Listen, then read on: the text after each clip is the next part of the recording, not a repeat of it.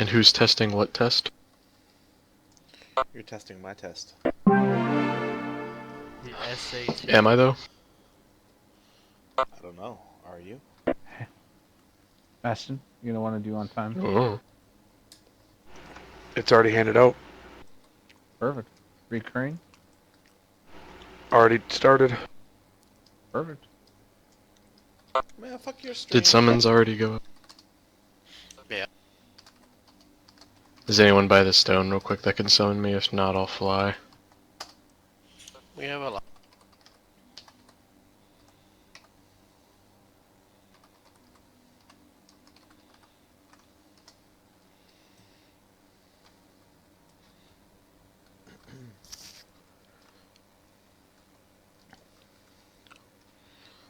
So I did something crazy, Tim. Oh yeah? I sacrificed my only movement speed increase on my talent tree to take my only fucking personal cooldown to keep myself from dying. About time. And it ain't even that good of a personal. You need a speed boost for this boss to get out of the center.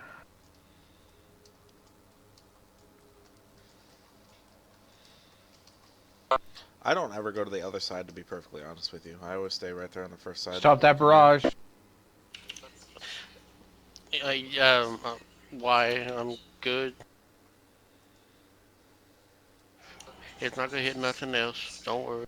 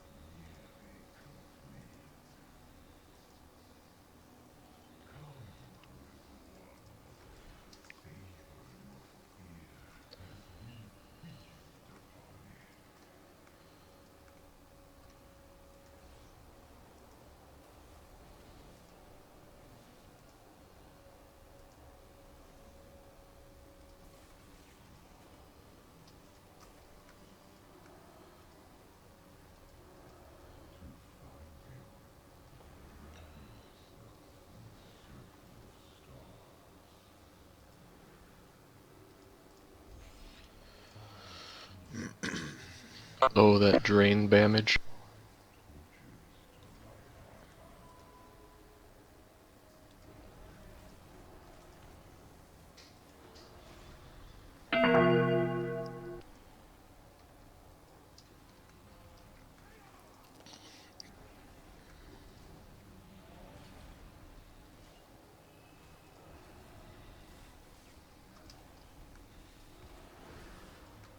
Oh, what the fuck was that? That was a If you're intimidating roar. No, like I if you're instant ranged, fucking one shot and it didn't even show that I died. It's a lot of damage. if you're ranged, you can outrange that. It's only like 20 yards of fear.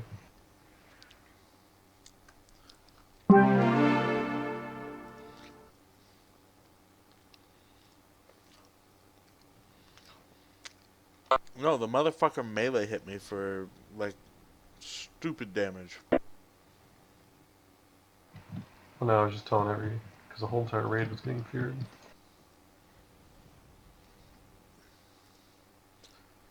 Might be a penalty for outranging these arms.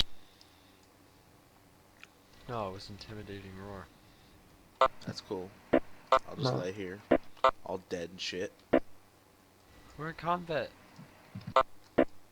You know. He wants a goddamn battle res.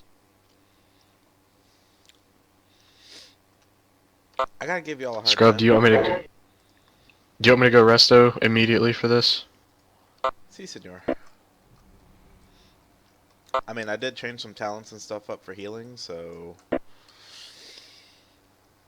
should be doing a little bit more. But yeah, it's still a pretty heal-intensive fight.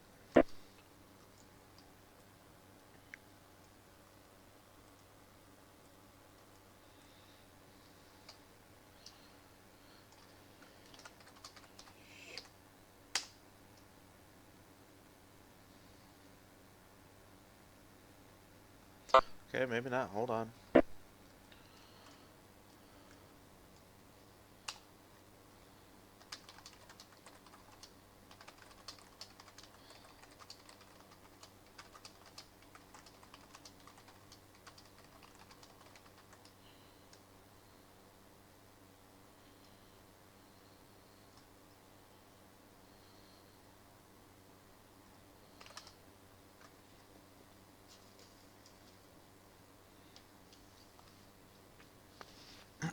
Alright. Apparently we're gonna get this shit started. Alright, I don't think anybody needs an explanation, correct? I'm pretty sure we're all still fresh on this nice, lovely fight. I just need to know when you want Lust. There's a lot of talk about where it should be. We're gonna save it for the second phase 2. Okay. I believe that's what Origin was saying, either the second or first. I believe his consensus was the second. If everybody doesn't need regular cooldowns, just use it on the first one. Or save cooldowns yeah, for there's the a- first one, and Lust for the second one. Yeah. Yeah.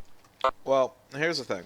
We're gonna blow Lust second time we're in there, because we didn't know last night, but yeah, we could have had him down with his little enrage deal. But don't be afraid not to hit your shit in the event that you're gonna die. Just keep your DPS cooldowns, obviously, on cooldown. But, you know, don't sit there and go, I can't blow anything because I need to save it. I'd rather you live and not have it than to have it and die. Can I say something? For the tanks, I know Tim knows, but for future reference, please don't be mounted if we're fixing to pull a boss. Because we can't misdirect you. Totally. Hold on, Tim. Cancel that for me. Do you want the demon hunters to not pop meta in second phase, or is somebody going to call out if we have the debuff, since us popping meta like fucks that whole debuff thing up? Gotta get some guild banking. Cause I'm dumb. Food. That'll work. You can also have your chat bubbles on because you do say that you have it on you. Okay. It'll be above your head. And Cody, you're it is. talking, but we can't hear you. Who do I have watching today? Let's see. Shows that I've got 2 of you guys. Thank you. Thank you for watching. I don't know who you are, but thank you. Alright. Let's see. Alright, I'm good, Tim. More powerful spells already active. My ass. 2 seconds setting logs. Oh, okay. We'll turn that one off. We'll put that one. Ah, shit. I need a moment with Abe and Redenzo. I'll be right back. Okay. Roger. Are there mana pots in the guild bank? Nope, you can trade me. I don't want to take from your stash. Yeah, what's up with the mana pots this time around? Because they are like absolute. I mean, I'm not going to say shit, but they're shit.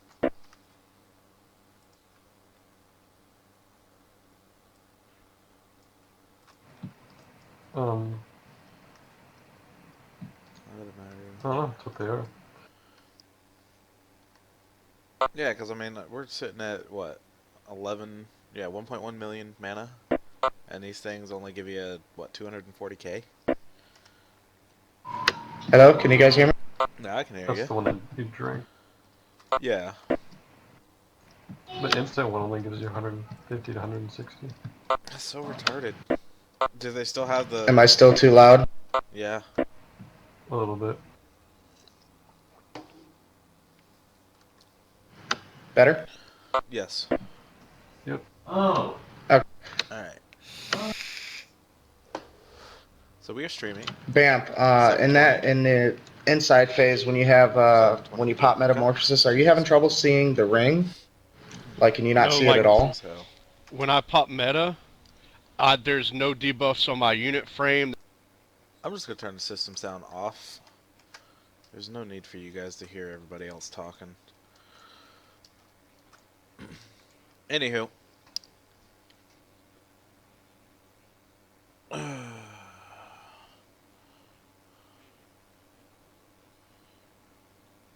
What the hell are they bitching about? Anyways. Anywho.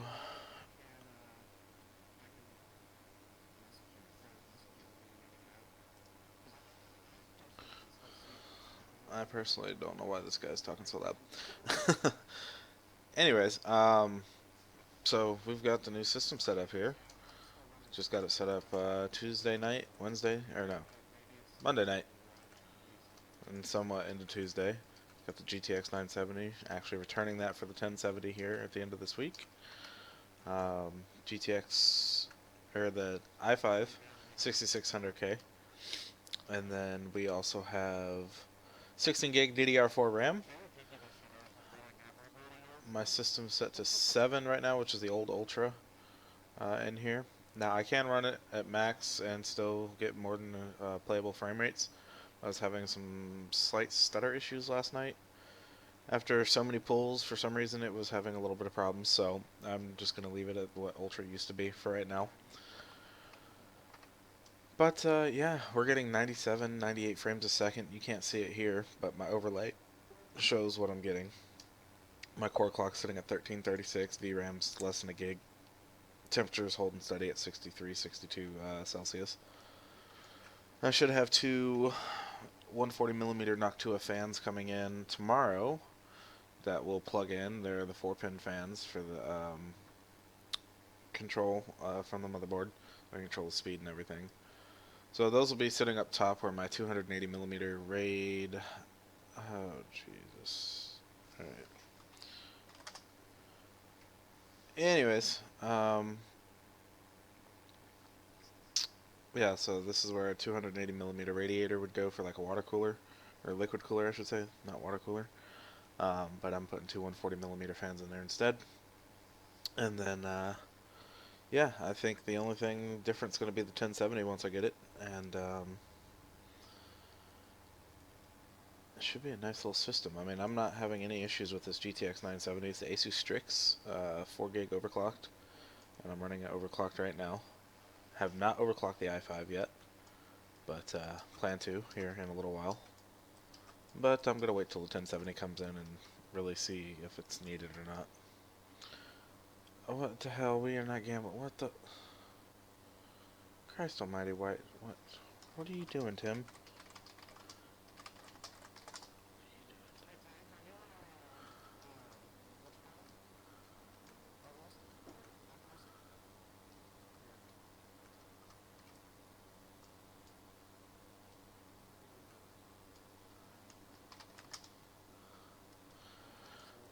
Okay, Christ almighty, what are we waiting on?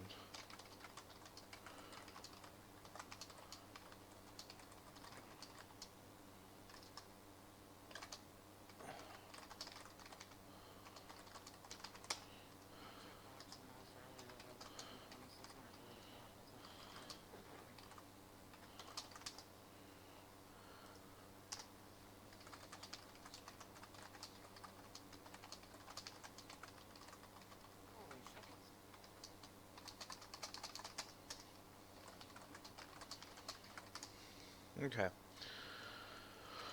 Christ almighty, Jesus on a cracker. Let's get this shit started.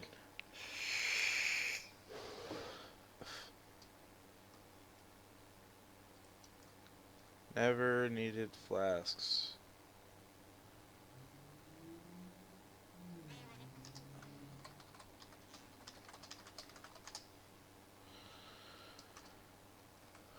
Alright, we're going to be rolling some new talents tonight, too. I don't know how this is going to work, but I'm trying Trail of Light over Enlightenment, which gave me 10% mana. But we're going to pull, and we're going to figure this shit out. Pre-pot now.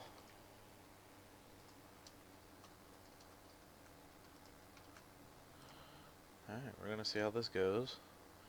I'm going to attempt to ground slam, pay attention as much as possible, healing and fucking raid leading at the same time.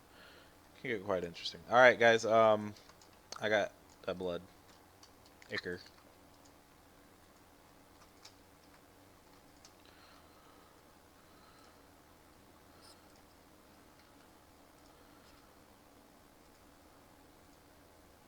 Alright, so these guys aren't bad. They don't hurt, really, a lot. It's just an absolute fucking nightmare with that shit. And I had to, unfortunately, sacrifice my speed movement buffs for a personal cooldown because Blizzard thought, you know, hey, let's not give Priest any fucking speed buffs. Or we're going to give it to him, but we're going to put it all in the same goddamn talent bar as your as your speed buffs. So we've got our personal shared with 2 speed buffs on the same goddamn talent bar with no baseline speed boosts whatsoever. Just absolute fucking titty bullshit.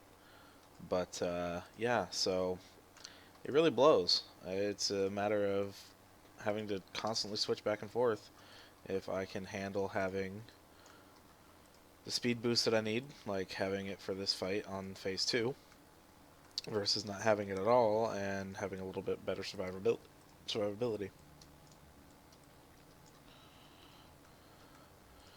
And this really sucks. Trying to watch all this shit, talk, and heal at the same time.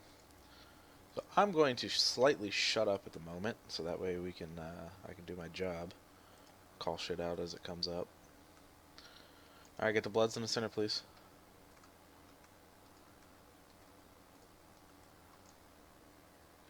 Damn it.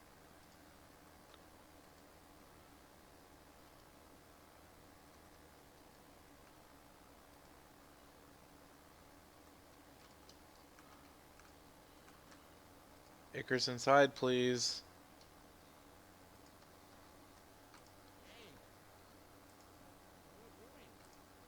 Abe, come on, man. We've done this fight at least 8 times. You should know better by now. You got the little eyes over top of you. It says you've been focused. Get inside the little square there next to the eye. Christ almighty. It's not fucking rocket science with this fight.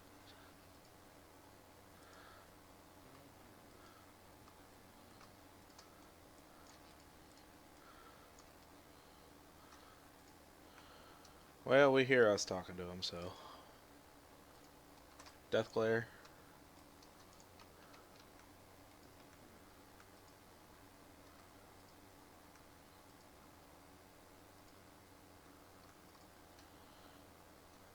Kill the ads. Don't go inside until the ads are down.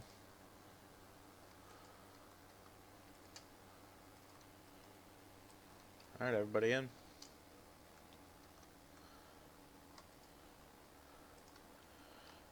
Tim, Ava, Phaedra, Origin, Raffle, Alex.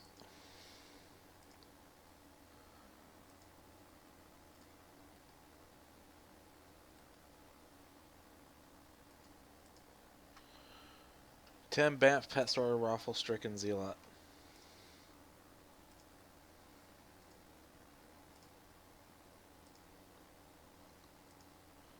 Alright, this will be the last set of rings before we have to go back out. Abe, Pet Store, Reborn, Raffle, me, Zealot. Ow. Hey, we made it out without a speed boost. Holla fucking Luya! Woo! Fuck you, Blizzard! Making this shit fucking difficult. Get the Dominator down, and then take your bloods over to the center. I got Slam.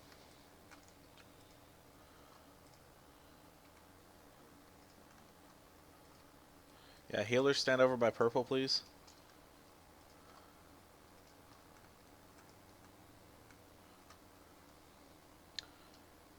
This way we can reach Corruptor group.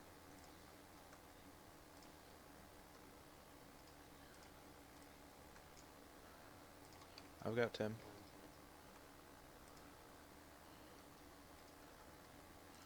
Corruptors are up and get those bloods down, guys.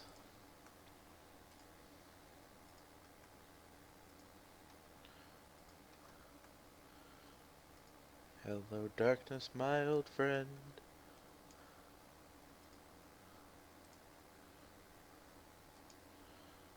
Alright, I don't know how Blizzard expects any of us to fucking slow heal in this fight at all. Divine Hemming.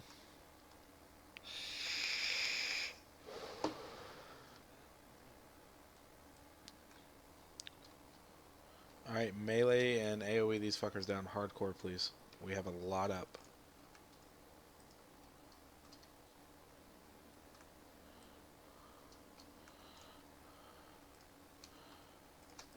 Mass dispelling right now. Christ, so much. Jesus. So much purple swirlies.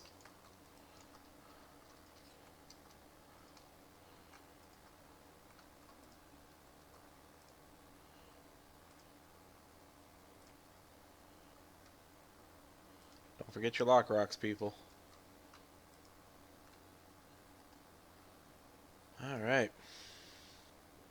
Let's see here. Got Death Glare up. We've got Night Horror. We're gonna nuke this bitch.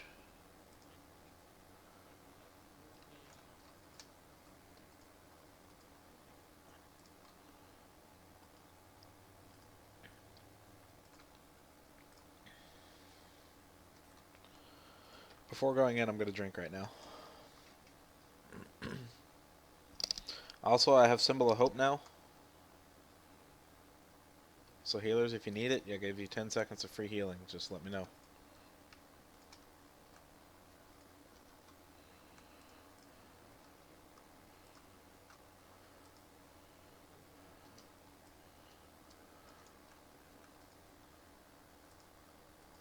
Ow.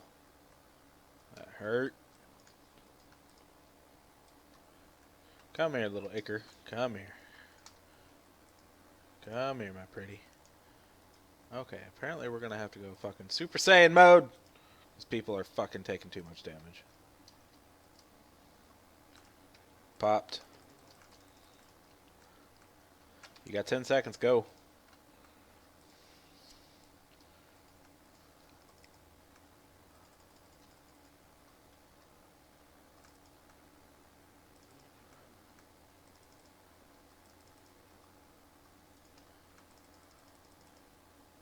Christ almighty.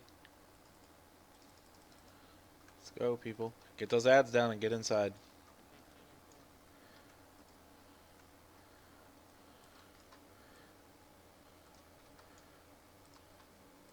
Fuck monkeys. Whoa. Whoa. Yeah, we're gonna pop our cooldown there. Bloodlust and blow your shit.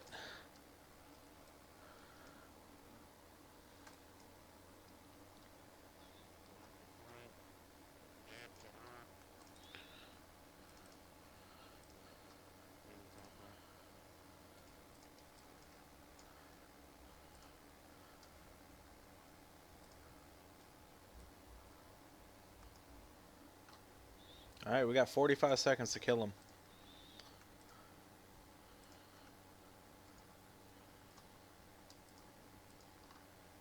God damn it.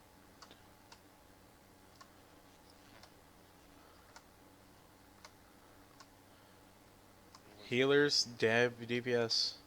There's no heals.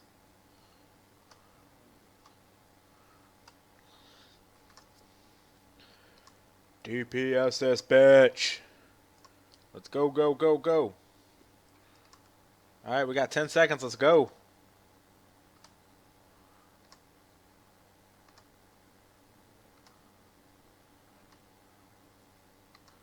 Good job.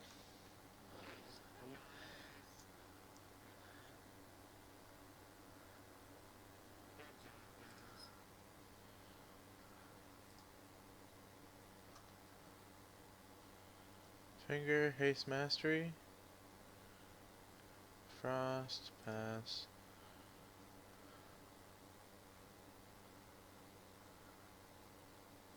It's a nice trinket, Phaedra.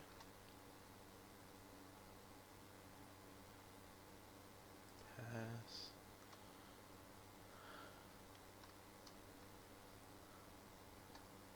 Yeah, it's still nice for casters though. Sucks for you because you could really use that crit. Haste mastery. Pass.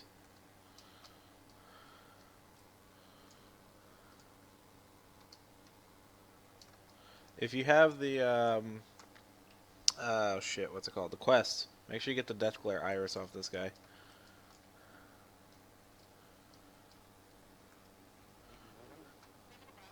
Yeah. Sorry, I was yeah. I was still looking at loot.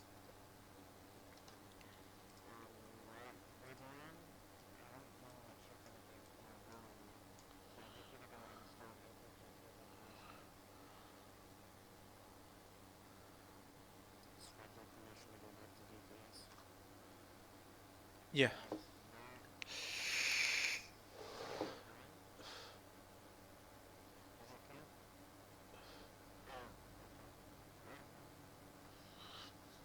I don't know, man. You were top heels that fight.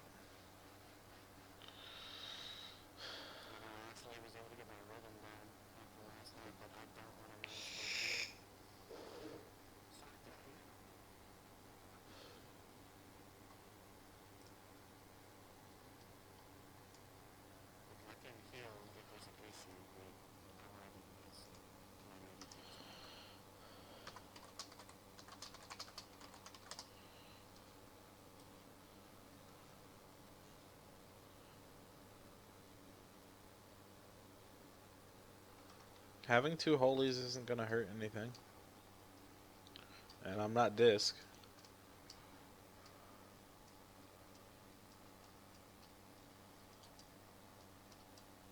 Could you imagine having double symbol of hope with 20 seconds of free mana casting for healers?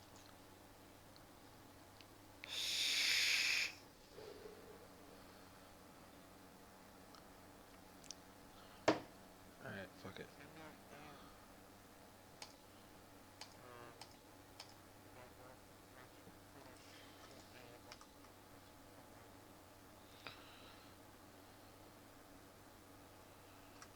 What the hell is that?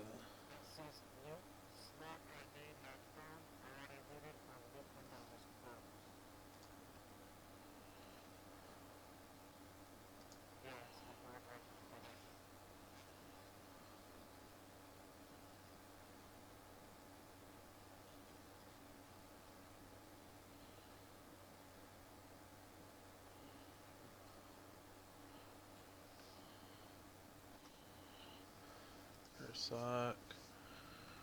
Barlingham. Yes. I already said that. Alright. Let's find out what else. Next.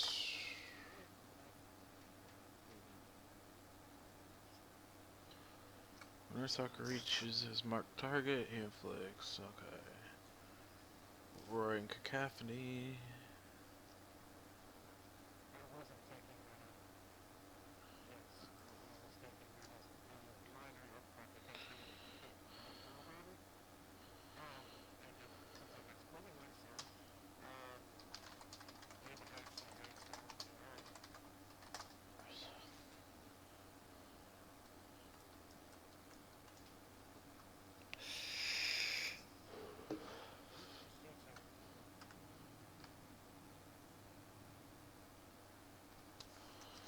Alright. Let's see what we can do here.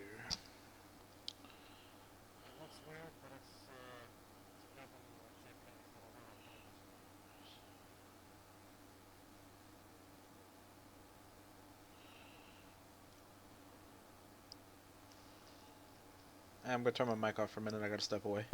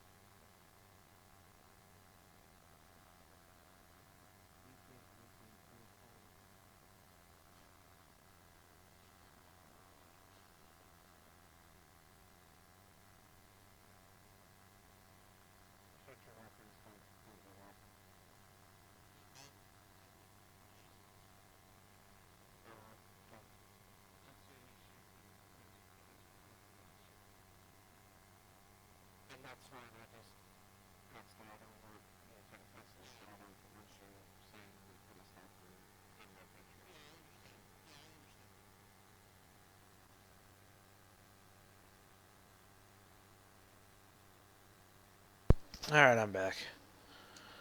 Alright, what's going on?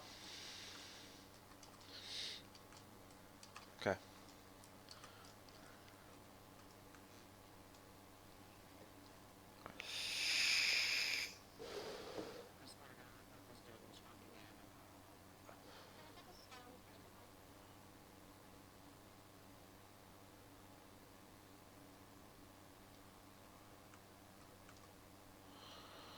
Alright, I'm gonna hide my window.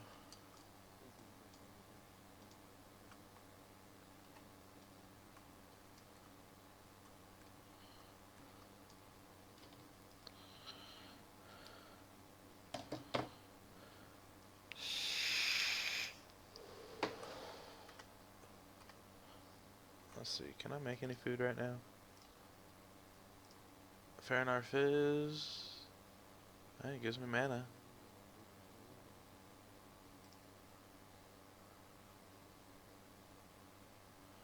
Salt and pepper shake. I really need pickle storm ray. That's not really what I need though. I need dried mackerel strips.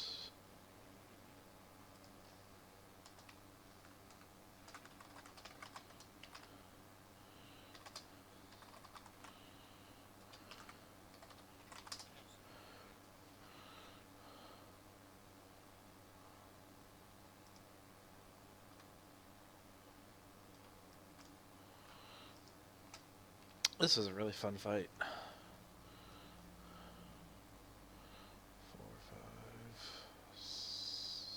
4, 5, 10, 12, 15, 17.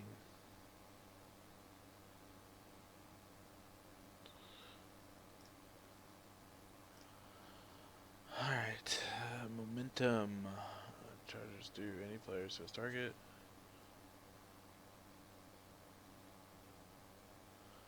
So it's called momentum now instead of the gaze, okay? No, that's focus gaze.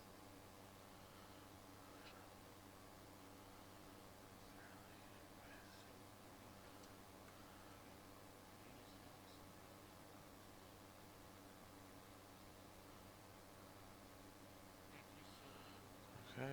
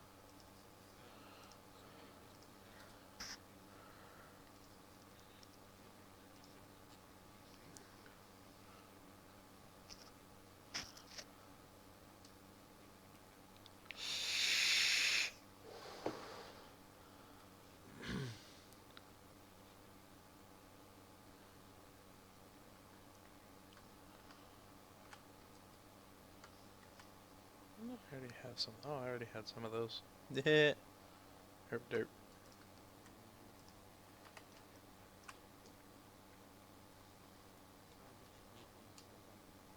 Okay.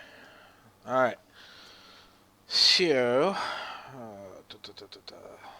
let me see something here.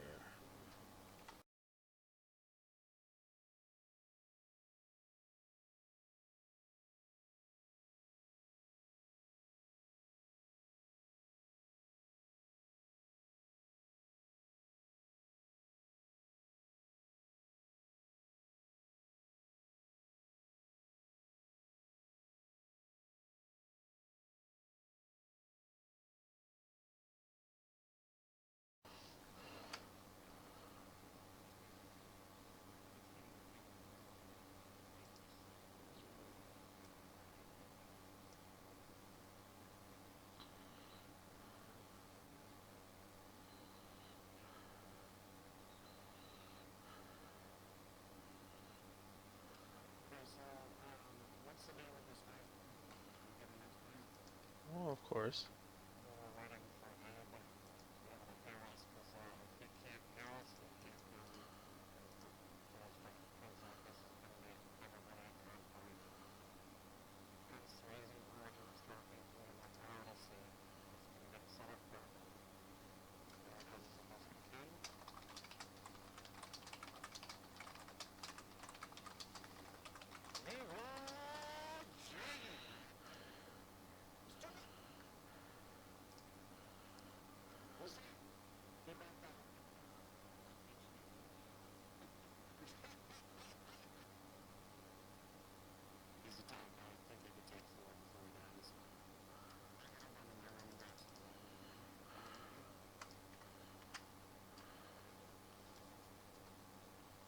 Well, that's annoying.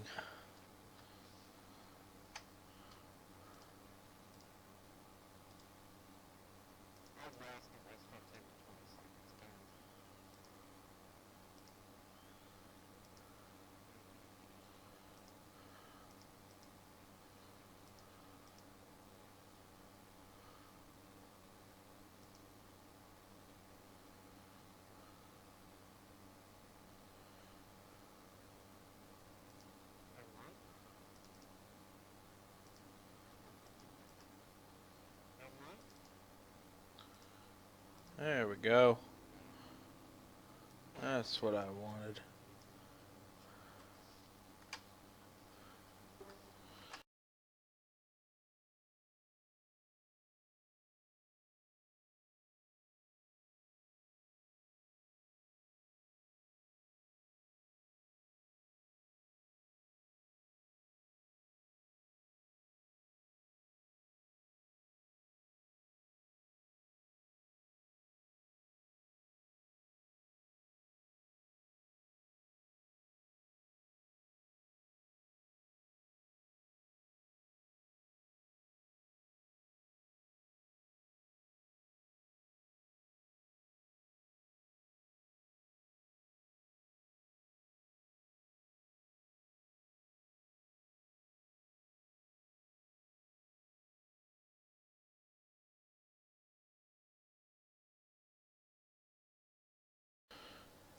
It's funny because in Knoxville, the area code is 865, and if you call that number, they actually have that phone number there, but it's for a plumbing company.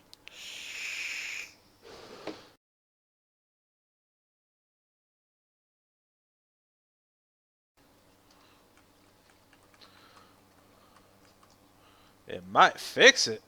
Sweet Jesus! Sweet baby purple Jesus!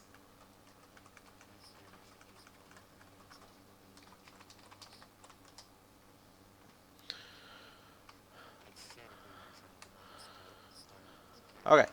Okay. Okay. Shut the hell up!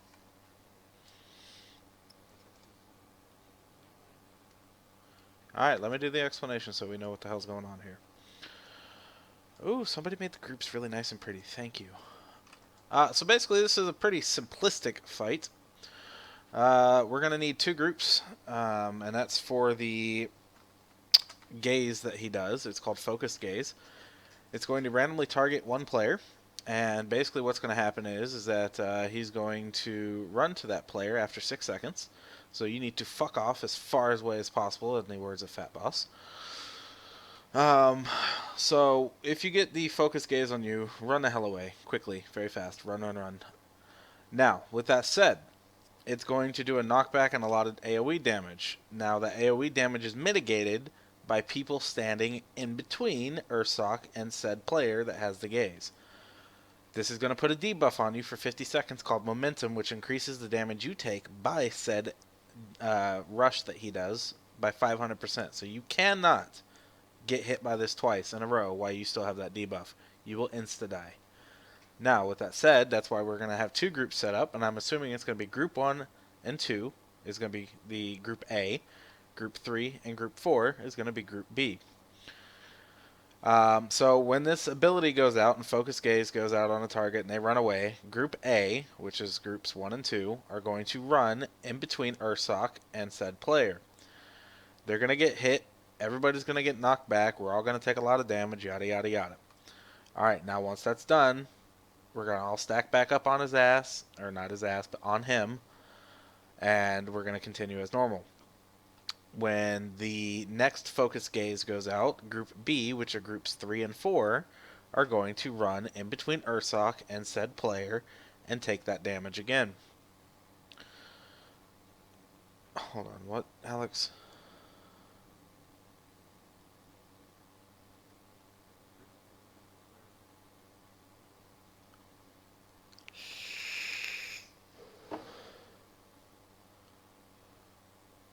Okay.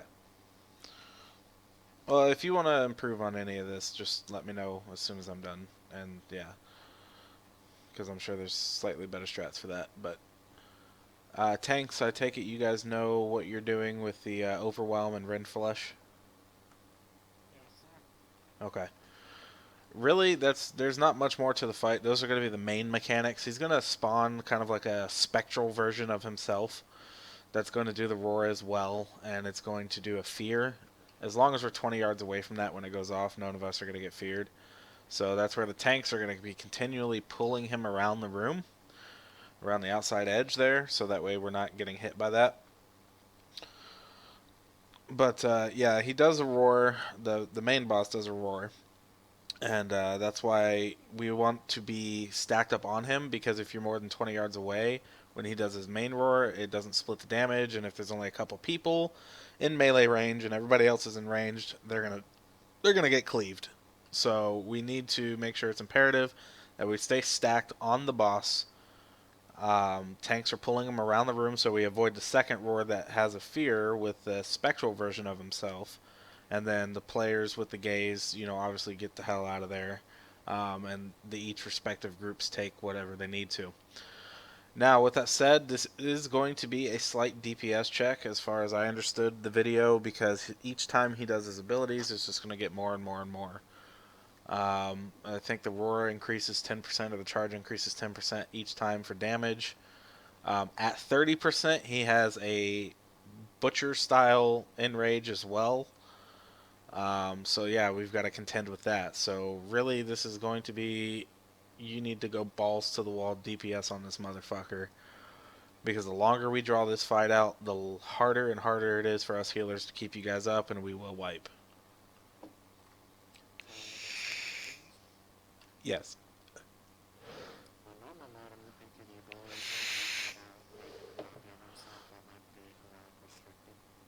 Okay, well, we don't know, because yeah. I'm just putting it out there because we have no idea what it's going to be in normal or heroic.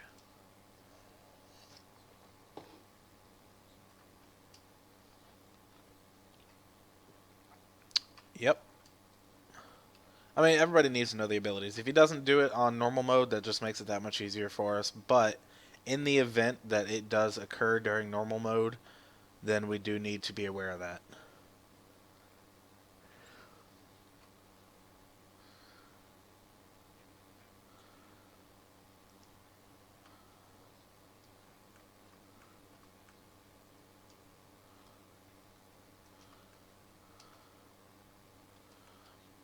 Not really sure, to be honest. I know they said something to the effect of they were putting up portals from a disc priest, or bubbles, barriers. So I don't know if that's what that was, because they were talking about different strats they were trying with barriers and things like that.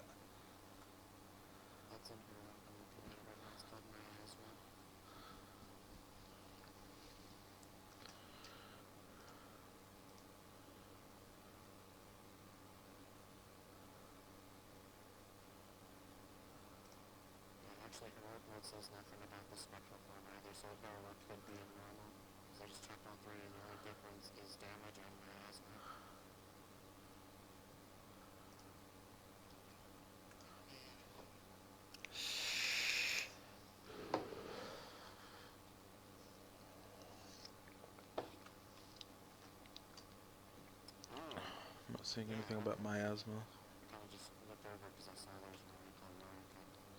Yeah, roaring. Yeah, roaring cacophony is that roar that he does. So we need to stay stacked up on him. That's 6.2 mil damage on heroic, and on normal, that is 4.4 million, which is an insta shot if we don't have people splitting that damage.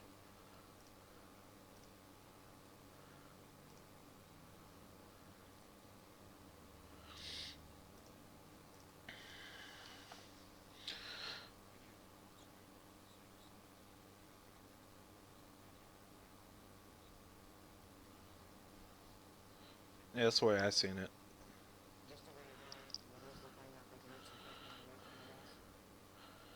He's going to do the Roaring Cacophony, which is the main roar that everybody needs to stack up on the boss for. And then he's also going to do Focus Gaze, where he randomly targets a player for 6 seconds, and he charges to that player. Well, to split that damage that he does at the end once he hits the player, we have to have groups stand inside between that roar, or in between that rush, to get the momentum debuff and split that damage.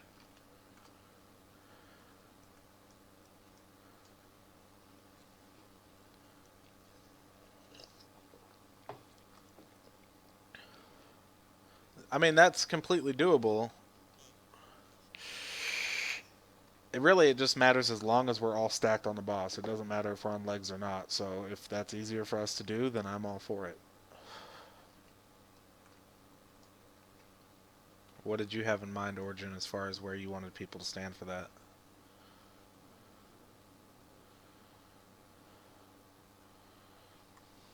That works too.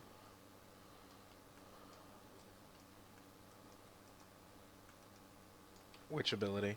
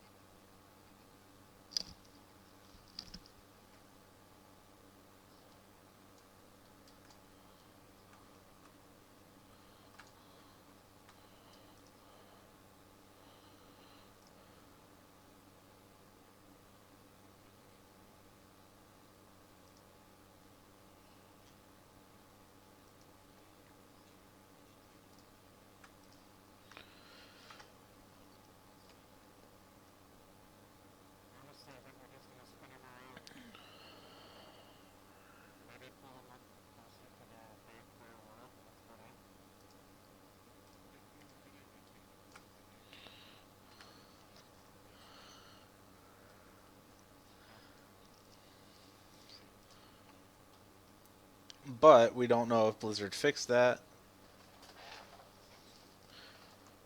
because they did say that he was pretty overtuned in the video as well, that he was doing more damage than he probably should have been.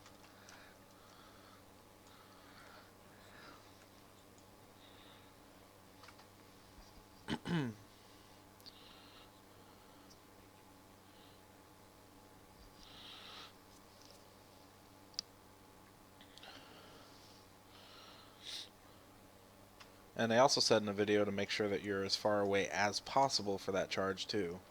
I don't know if that's going to make any effect or not.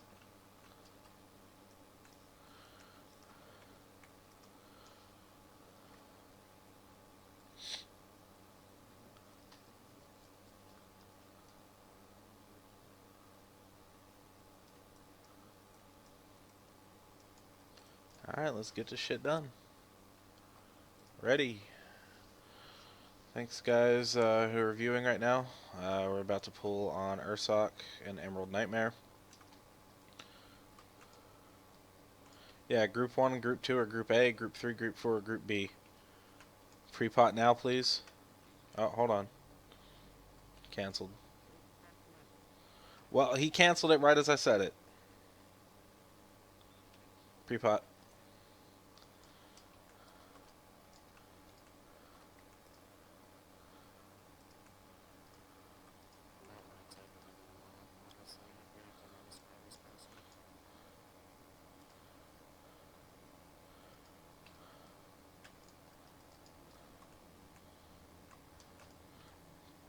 Gaze on Talawar.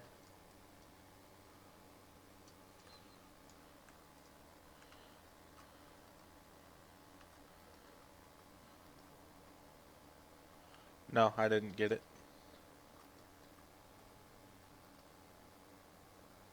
Alright, make sure you're on him for this.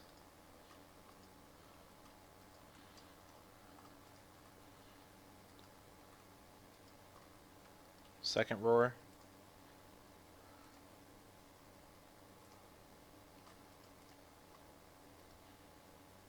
Alright. Alright, it's on tanks.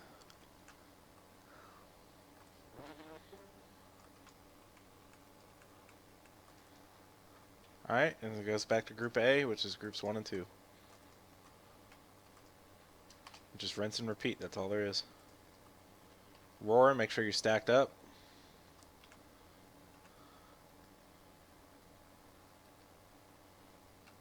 Next roar right now, stack up.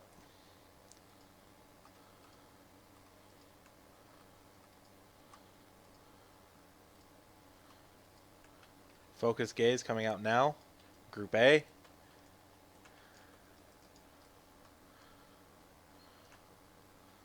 Well, it doesn't look like he's dropping any puddles or purple shit at all in this, so we can just keep him in one spot. Okay. Roar, make sure you're within 25 yards.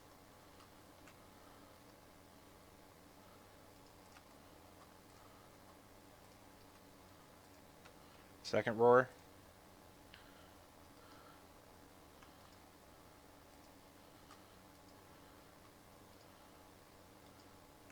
Focus gaze, Group 2, or Group B.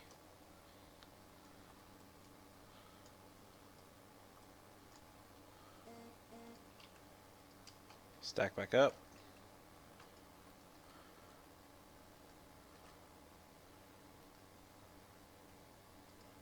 Roar, make sure you're stacked.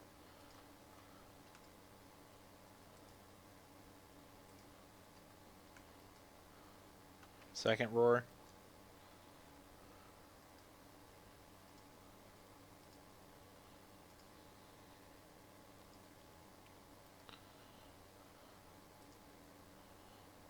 Group A.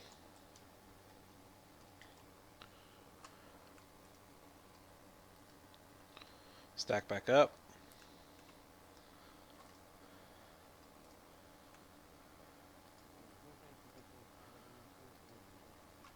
Roar.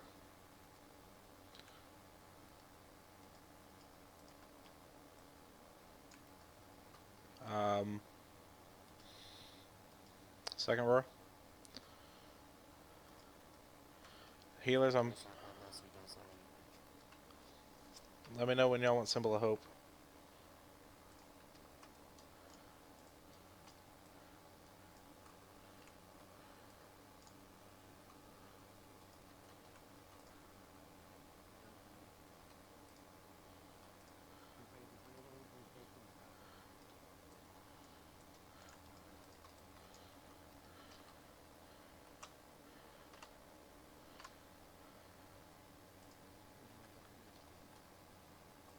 Done.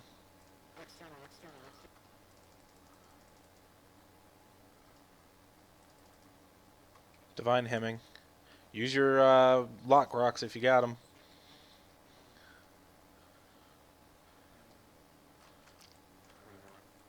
Fuck. You went totally wrong way, guy.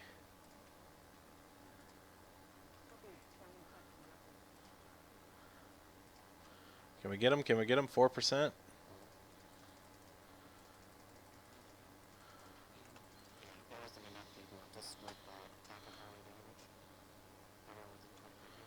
Well, that was a fucking clusterfuck.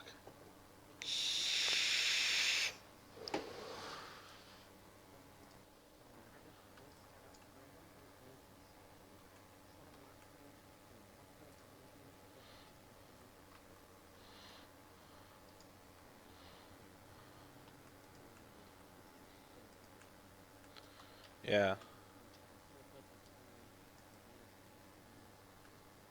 People that had momentum.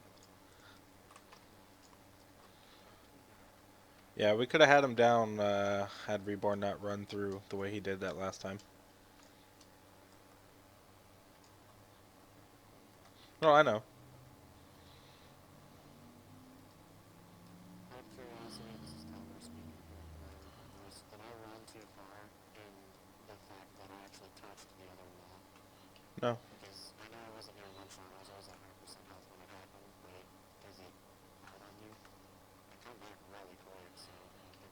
No, it's not hard.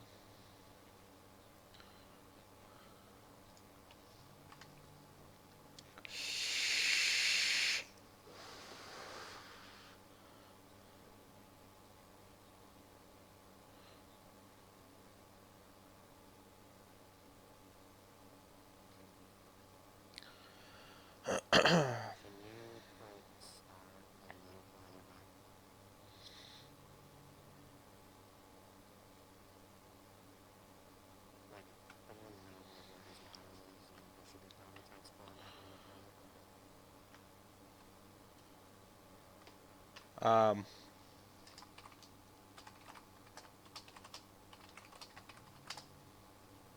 one second.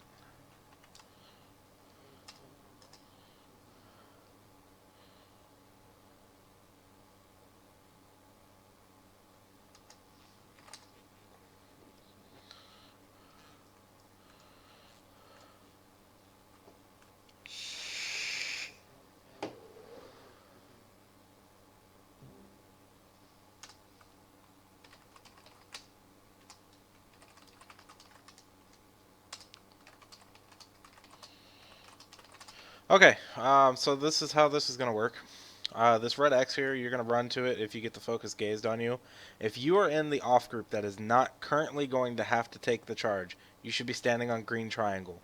If you are the group that's supposed to be taking the charge, you need to be in between the boss and red X. That way there's absolutely no mistaking exactly where you need to be at any given time. If you don't know what group you're in, look up on your little right hand screen. You'll see a debuff called momentum. If you have momentum, do not get between the boss and the player, or you die. It's really that simple. Yeah.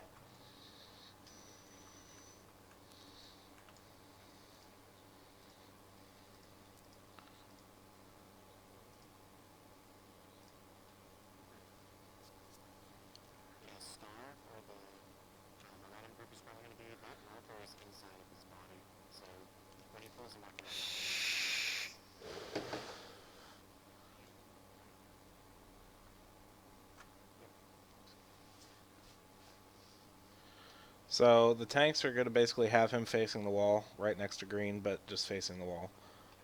You'll see the star in his body once it moves. If you're on the off group, stand in green. If you're on group A or group B, depending on who's taking that at that time, you'll stand on star. If you have focus gaze, please, please, please, please run to X. Do not run anywhere else but X.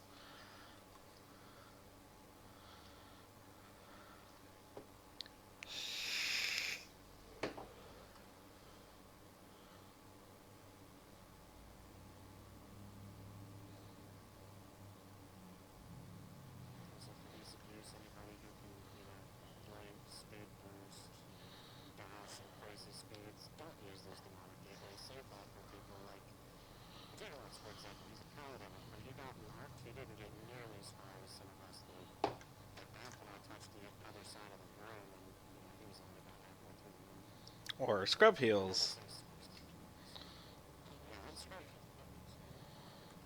Because they put my speed increases on the same TM tier as what my only personal cooldown is, so...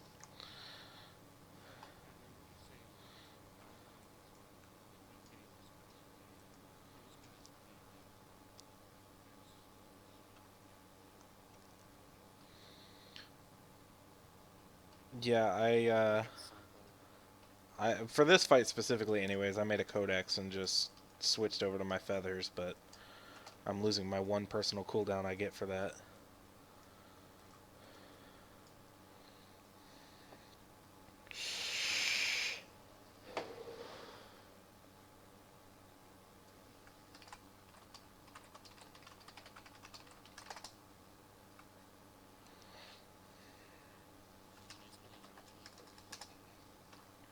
Oh, okay. But guys, that's the fight. It's really not that difficult, especially on normal. It's very simplistic. So just be prepared for that, okay? I'm pretty sure we can down him this time. This is going to be our last pull before we take a 5-minute break. If we get him down, then we'll do loot, and after loot's done, we'll take the 5-minute break.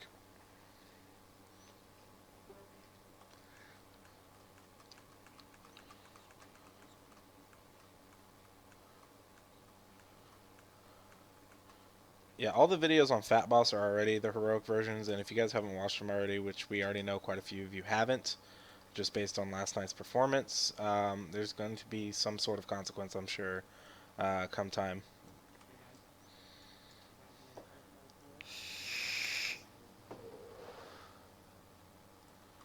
On it, sir.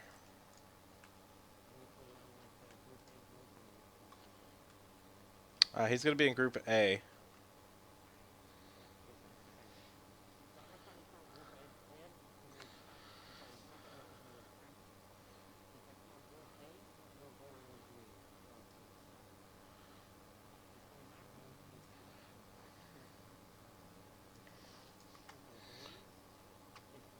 Focus gaze.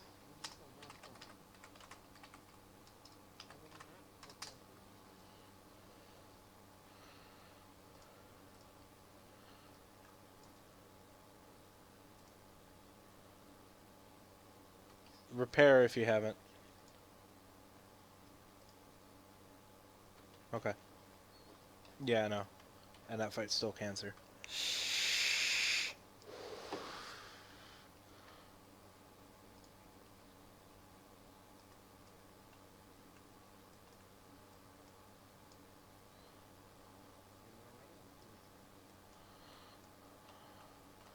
Alright, tank's on you.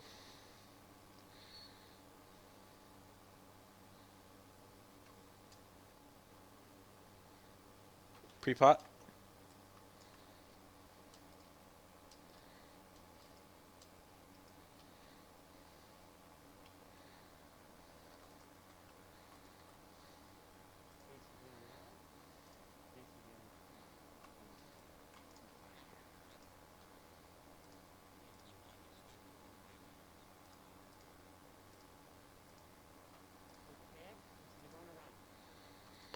Oh, Jesus.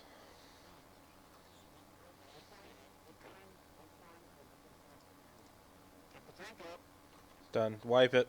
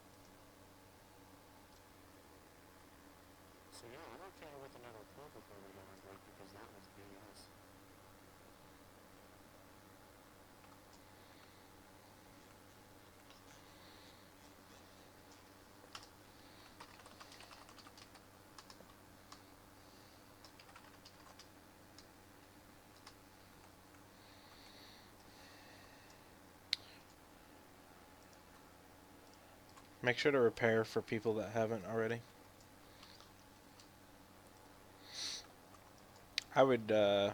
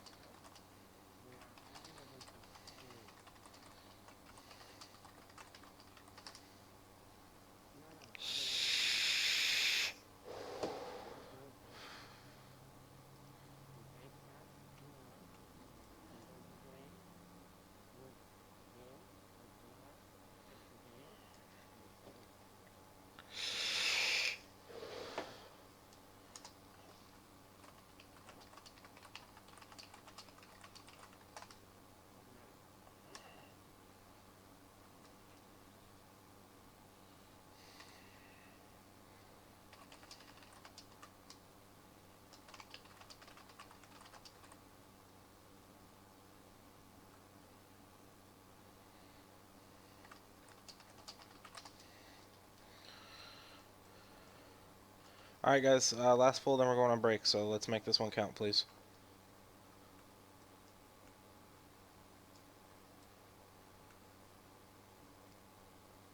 Tanks on you.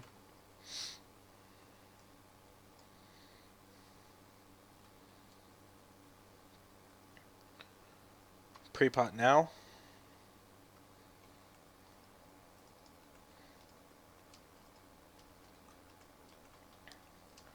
Alright, Group A should be on star, Group B should be on green.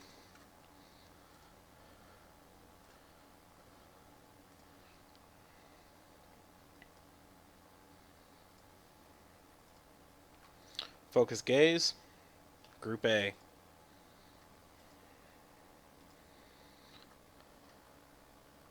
Alright.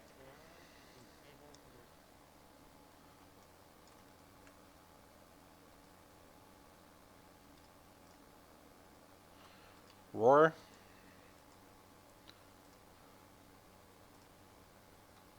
Big heels on Zeal. Second roar.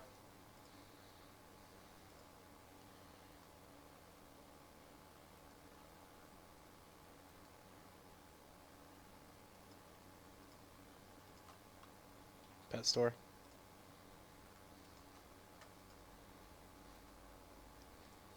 Alright, group switch.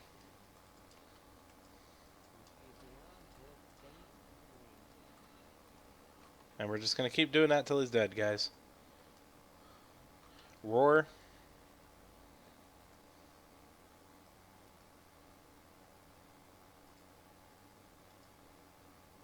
Second roar.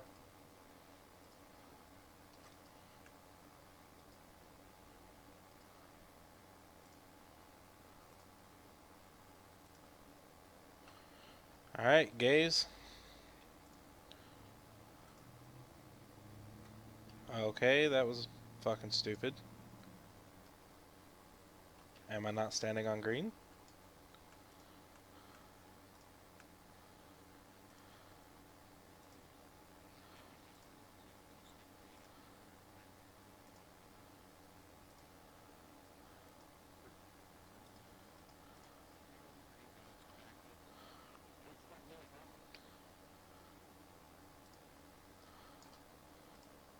Thank you.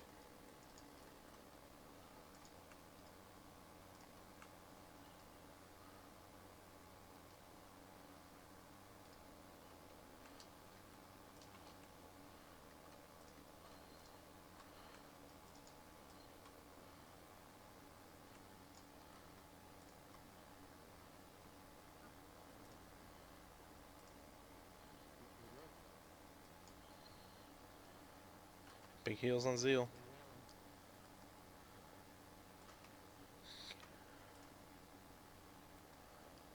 Healers, let me know when we need symbol.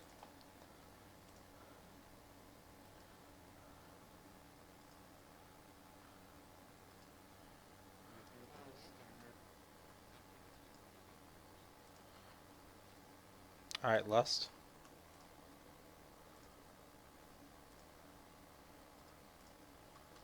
Switch groups. Jinx. Roar.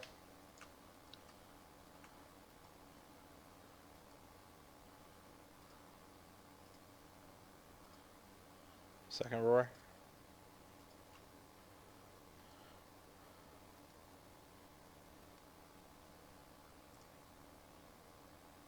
Thank you, sir.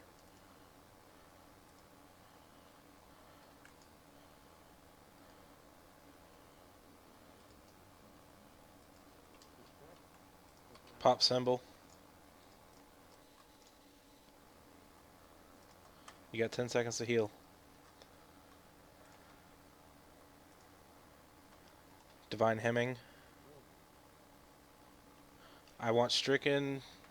Pop your trank on this next roar. Alright, okay. Good job, guys.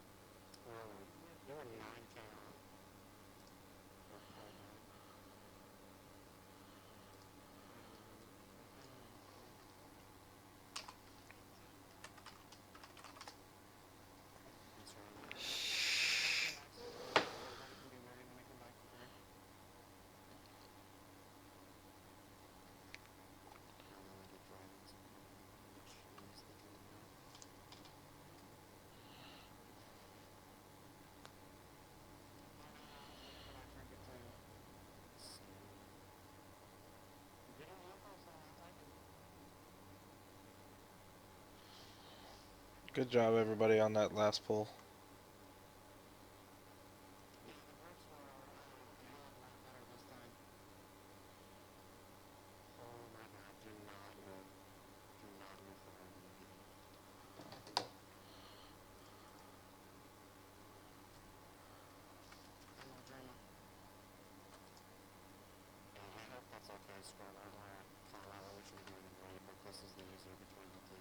No, that's fine. This is the one I wanted to go to next, anyways.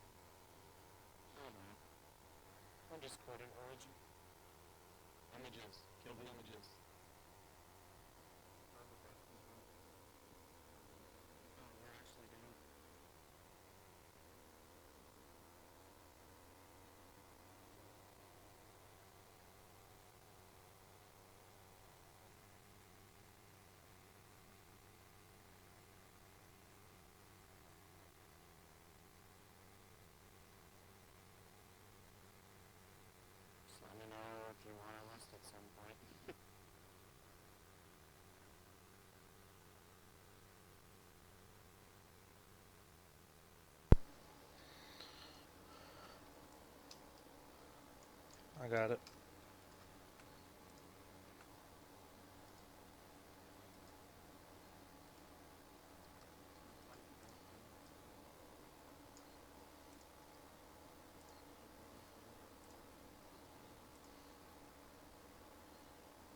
You out of range?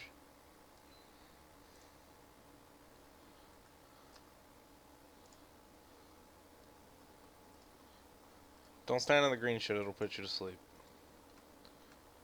I've got 9 stacks on me. I'm about to get fucked if y'all don't get the boss over here.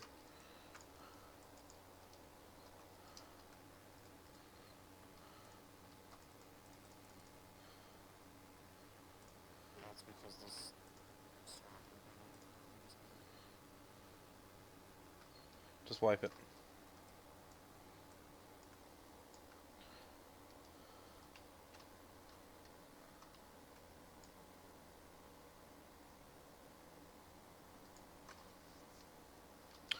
Minus 10k EP to Tim.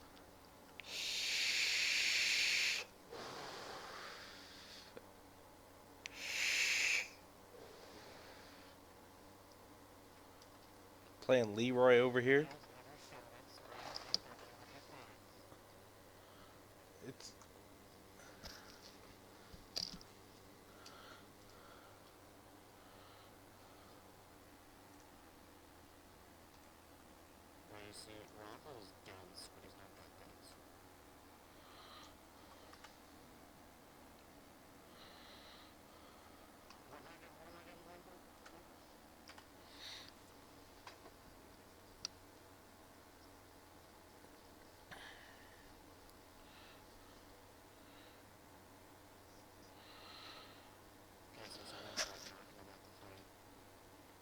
hold on there, Tits McGee. Let me get my damn dungeon journal pulled up. Calm your tits. Okay. So, this is going to be a very simplistic fight, but there are ads that are going to come out which make things a little more interesting. On normal, as far as I know anyways, it's not terribly difficult. Basically, you're going to have Slumbering Nightmare. Those are going to be from the stacks. So what we have to do is we have to pull the bosses away from each other.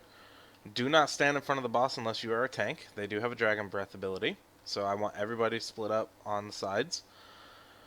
What we're going to do is you're going to DPS the boss. You're going to notice the stacks building up and building up. When they get to about 7 or 8, I want the tanks to switch.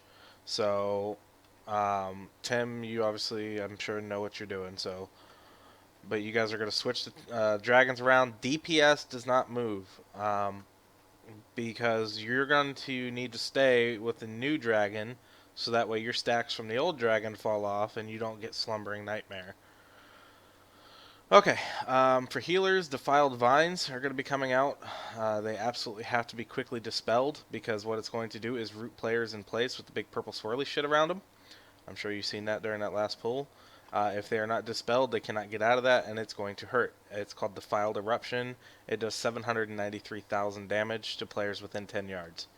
So, absolutely imperative that we quickly dispel that. Nightmare Blooms are the only ads that we should be standing in.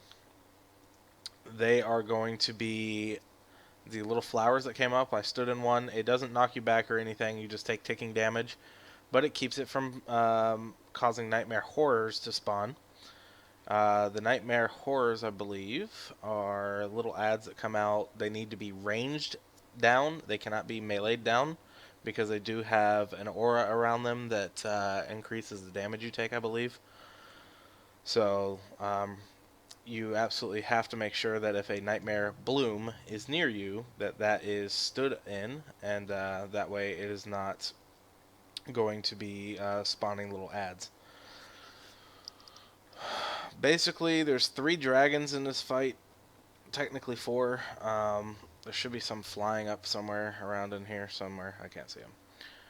Anywho, we only ever have to deal with, I believe, 3 at any given time. There's only going to be 2 on the ground at any given time. Every dragon has different abilities. So basically, when the ads come out, we need to pew them down. The dragons, we need to switch around 8 stacks, 7 stacks, somewhere in that ballpark range. A lot of the stuff that they're talking about on the Fat Boss videos is for heroic, so a lot of it's not going to pertain to us so much right now. And quite honestly, there's a lot in that video. I can't even remember all of it, but the main stuff that we need to focus on is the Slumbering Nightmare. So the stacks, making sure you don't get hit by Tail Lash or the Breath, standing in the Nightmare Blooms, healers dispelling anybody rooted so that they can get the hell out of the big giant purple swirly shit. Don't stand in the clouds because you will get put to sleep. And really, that's about it. I mean, unless you guys, Alex, if you have anything else you want to talk about as far as specific abilities go.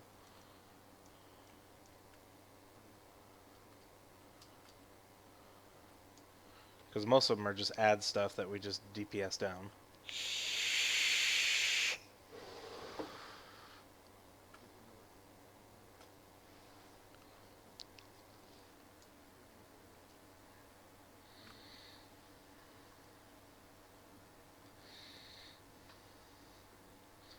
Yeah, blink, shapeshift, any of that type of stuff.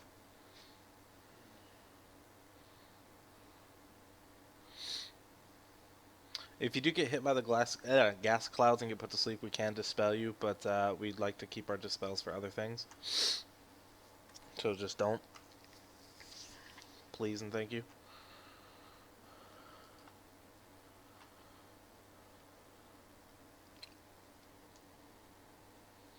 I wish in the Dungeon Journal they would give you like each boss specifically what they do.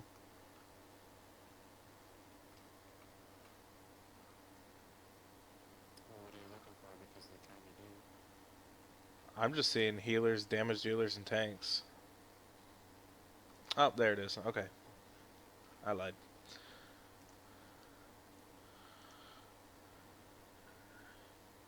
Oh, there is the purple like little orb that gets thrown out, is that in normal too, or is that just heroic?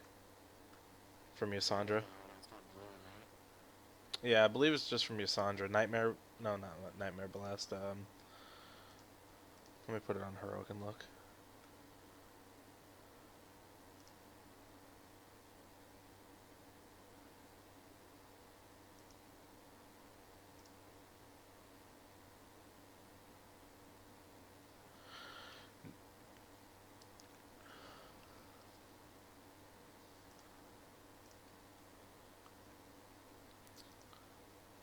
Yes. No, Nightmare Blast is what I was talking about, not Gloom. Gloom is something different.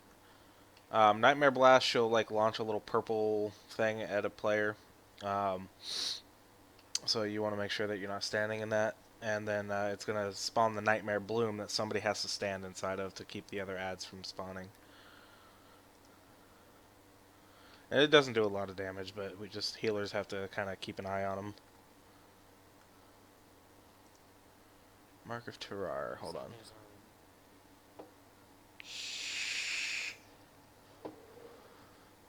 Just whoever's closest, because there's really no guarantee of where they're going to spawn. Like I said, really anybody can stand in it. Do what? You said you only placed 3 dragons up here? Per fight, yes. There's 4 total. No, it's completely random. The only one that you're guaranteed is Yasandra.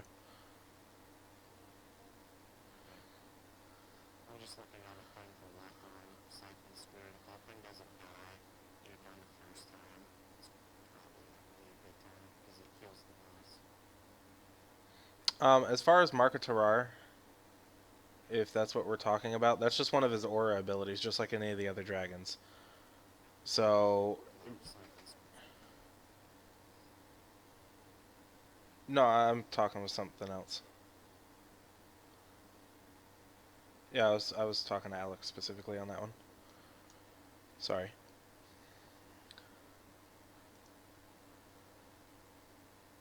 Yeah, the Siphon Spirit's just kind of like a little ad, but it's not at the same time. It just has to be nuked down, because if it does get to the boss, it'll heal him pretty significantly, as you can see, for almost 20 million health. So, yeah, as soon as that come out, that's like going to be top priority. Get that down as quickly as possible.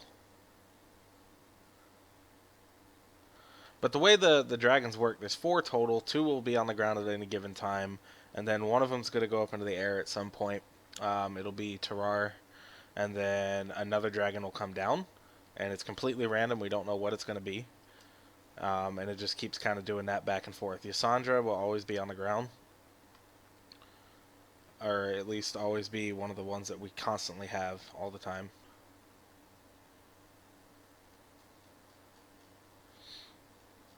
But specifically for Terrar, the abilities that he has, let's go over that real quick. So he's got Shades of Terrar, which is, he's going to, and this is going to hurt the tank pretty good. He's going to have 2 shades that come out on him, kind of one on either side, and that Dragon Breath that he does is going to hit you, but those shades are going to do the same breath, so it's really going to hit the tanks pretty rough. Healers really need to pay attention and make sure the tank is topped off, and if you need to, use personals, tanks for that, and call for any kind of externals as well. The Shades of Terrar just do the Corrupted Breath. That's that each one hits for 504,000 plague damage, so that's 1,000,000 from each shade plus the main ability. Then you got the Sleeping Fog, which I already said is going to spawn around the room. It's just green clouds. Don't stand in it, because it will put you to sleep for 6 seconds and give you 150,000 damage for each second that you're in that. So that's what? Oh, about 900,000 damage while you're put to sleep. So that's one thing that we really have to be aware of when fighting Terrar. With Yasandra specifically, she just got the Nightmare Blast, where she throws that ball out. Don't stand in it where it hits. Stand inside the flower. The Dread Horror that comes out, like I said, that's one that needs to be ranged down because it does have its own little aura as well, which increases damage taken. So that one we got to be careful with. Called Defiled Spirit will call forth a Defiled Druid Spirit from the Nightmare, and that's the one that roots players for the Defiled Vines. Defiled Spirits need to be killed down as quickly as possible, and then healers just need to dispel, or players need to blink or shapeshift or whatever they need to get out of that. So don't stand in the big swirly shit. In the event that we get Emerus, when he comes back down, he's going to have his little aura called Essence of Corruption. He only uses it while he's grounded, and basically it's going to use Corruption, and it bursts forth, inflicting 213,000 shadow damage to all players. So it's just going to be an AoE wide raid damage that we need to be aware of. And that's the only ability he has that's worth mentioning.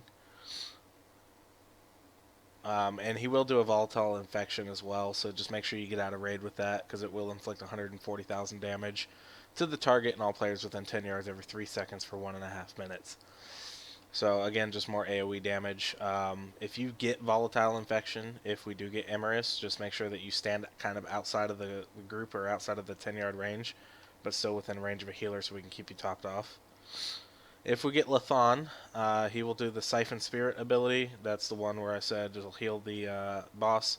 So just make sure when that Soul Fragment comes out that you guys nuke that down as quickly as possible. Do not let it get to the boss. Think of it kind of like the blood from HFC on... oh, fuck, what was that boss's name? You guys know what I'm talking about. Yeah, Kilrog. You don't want it getting to the boss. And then with Gloom, basically it's just... You'll see a big swirl shit on the ground. Don't stand in it because it will drop shit on you and it hurts like hell.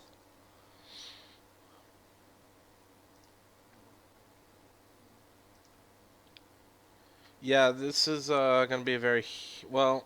I don't know because I just watched this on Heroic tonight with another guild live, and it didn't look like there was that much damage going out that it wasn't completely manageable. But I do believe they had 4 healers though.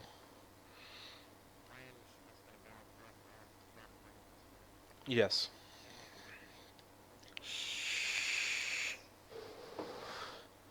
So group 1 and 2, do we want them on purple?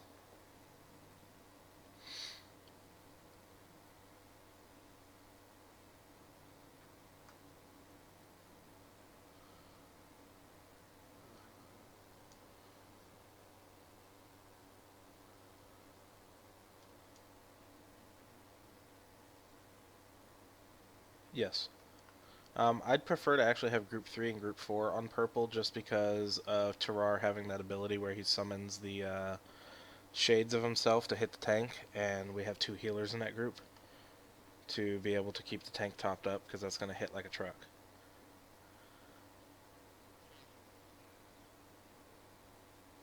That's true. I just meant starting out, so yeah, it doesn't really matter, I guess.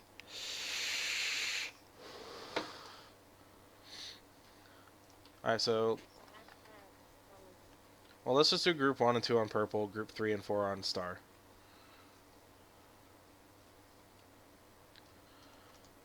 So, sorry.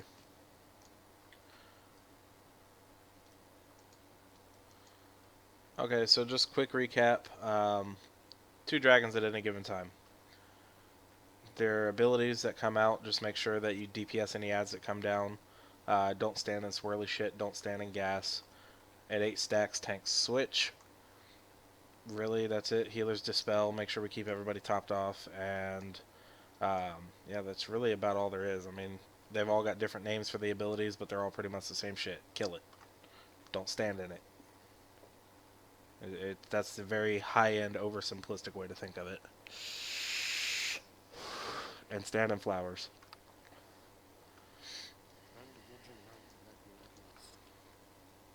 It didn't mention anything about an enraging timer on these guys, and they, if I'm not mistaken, share a health pool, from what I've read. So we could probably just nuke them right off the bat.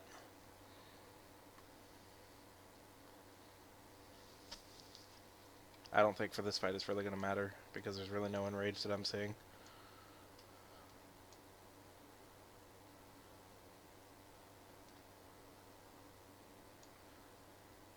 Tim, Alex, any other officers? Do you guys have anything else you want to add to it?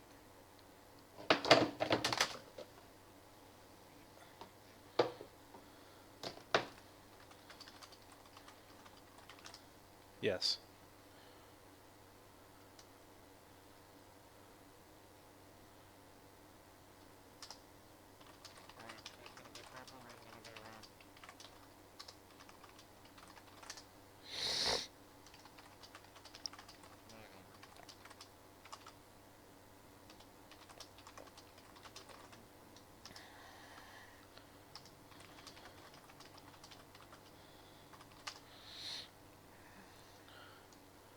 No.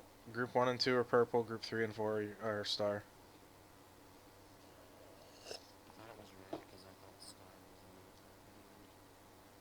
Or red, yeah.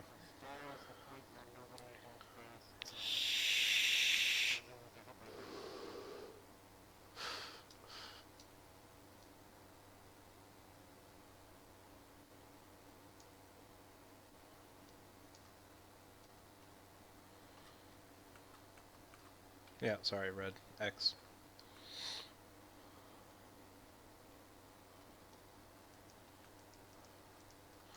Alright, everybody make sure you've got buffs, food, all that, and tanks on you if everybody's ready. If we want to do a ready check.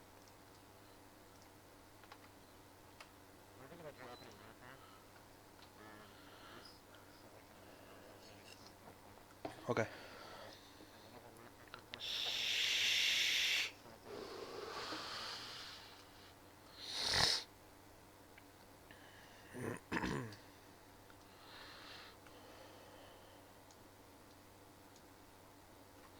I'm gonna call shit as best I can, but be diligent and watch your shit. Pre-pot now.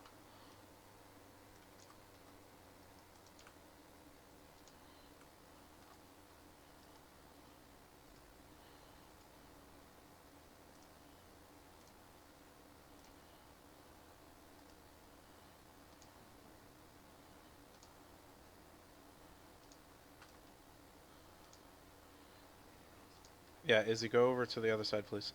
Well, just stay here for now because you're already getting stacks.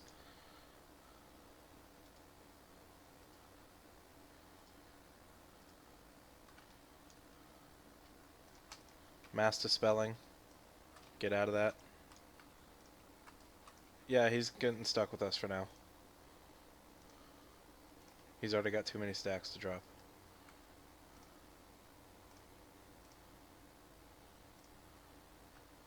They share health, so it's alright.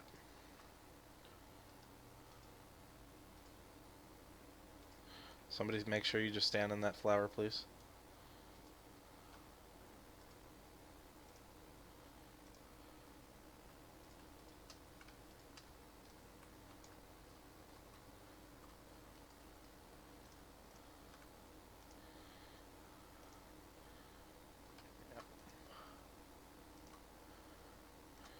Tank switch, please.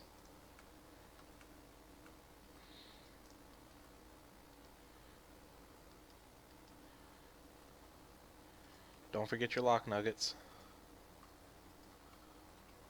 Alright, Immerse is going to do that volatile infection, so just make sure we get the hell out of the way. You'll see it pulses, so it's easy to stay out.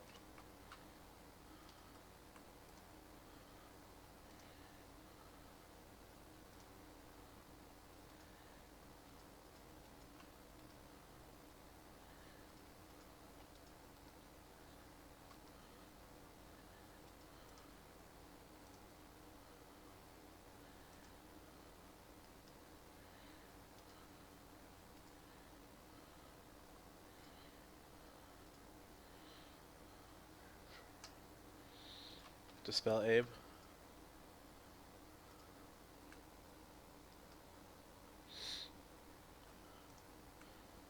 And this is really the fight, guys. It's really this easy.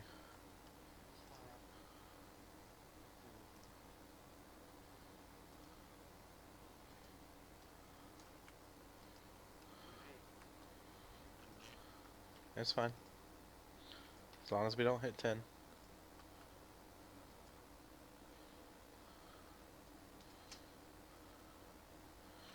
Somebody dispel pet.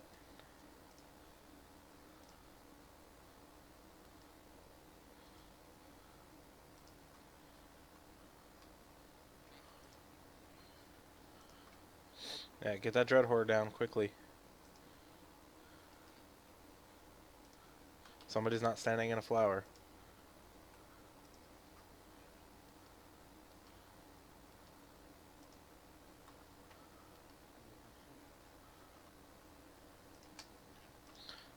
Mass dispelling now.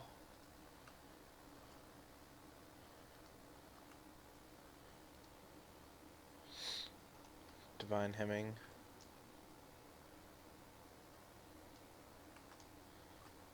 God damn, how long does this debuff last?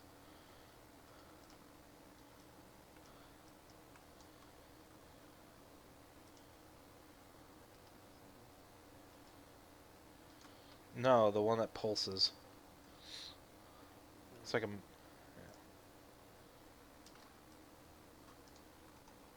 Divine hemming on purple side. Shit, dispel me, please. Thank you.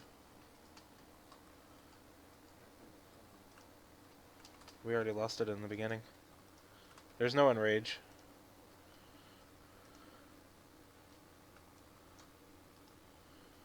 Just keep it up, guys, and we win.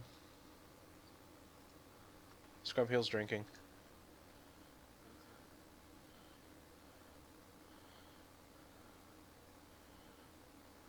Healers just call when you need Symbol of Hope.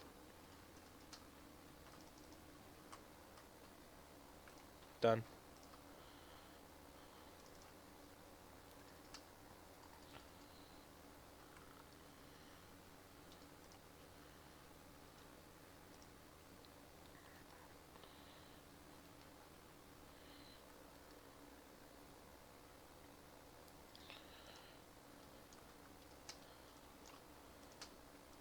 Mass dispelling. Oh, fuck, I don't need to. Flower. Yeah, get Phaedra up. No, hold on.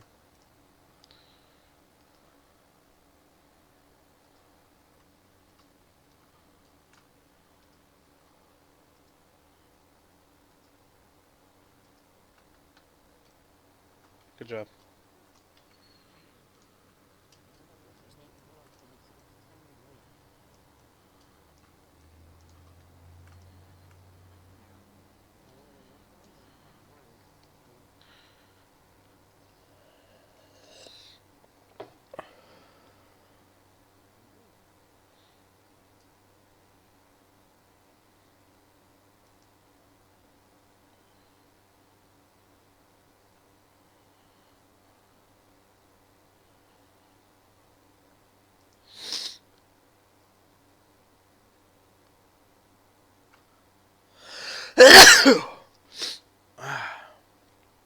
Shit. Good job, everybody.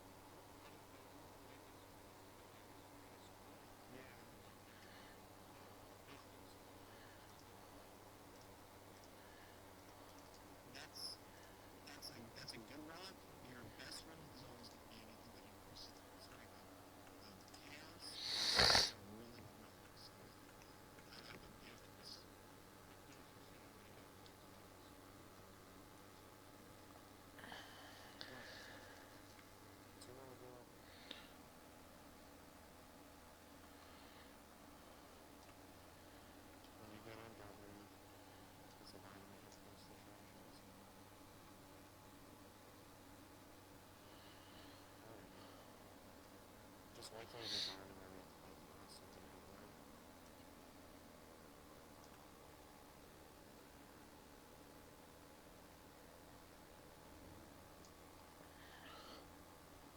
If you hit your L key, you get the map. So,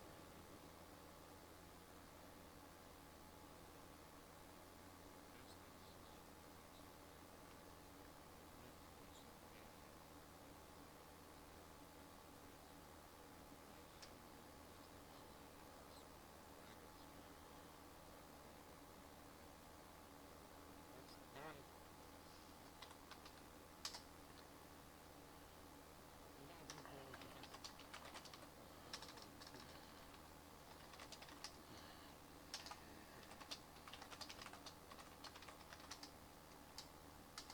Working as hard as it can be. We're running at the comfort. I'm not moving shit.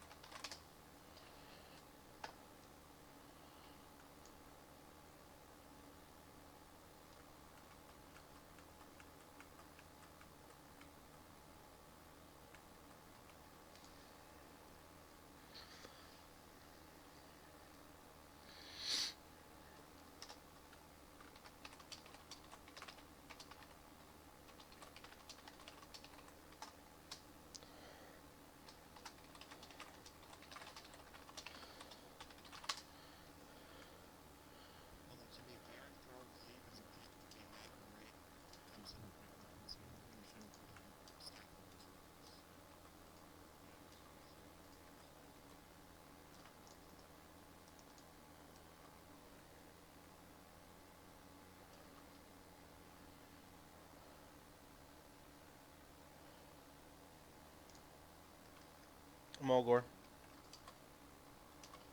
This is what the logo would look like if, what's it called? One of, just like,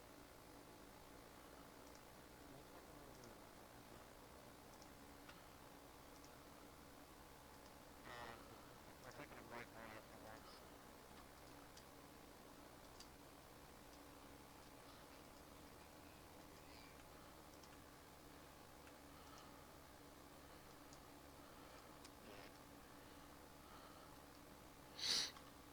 Yeah, I've got a somewhat decent understanding of it, but a lot of it was bugged out. Like healers getting teleported to spiders and shit. So that was kind of fun. That was only if the extracts were broken. Yeah, but that's gonna happen. I mean, because of the quills. If we're not against a wall. Yeah, don't stand in that.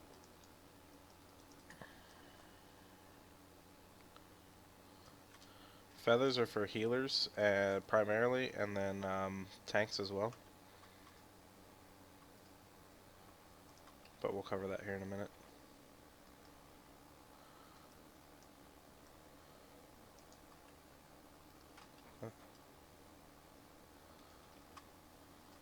Yeah, she's rock and then spider form. Which means we can fight on one of 3 platforms.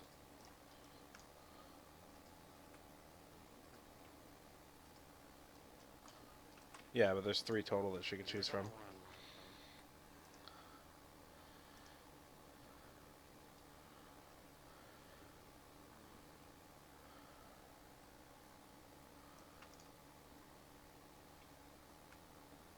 This ability right here is also in the boss fight. Yeah, I've noticed a lot of the abilities are kind of on the trash that the boss has.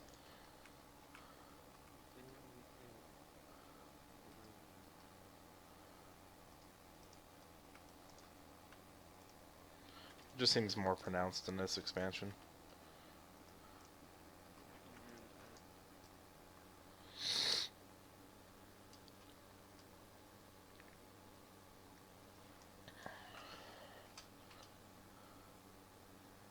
Boss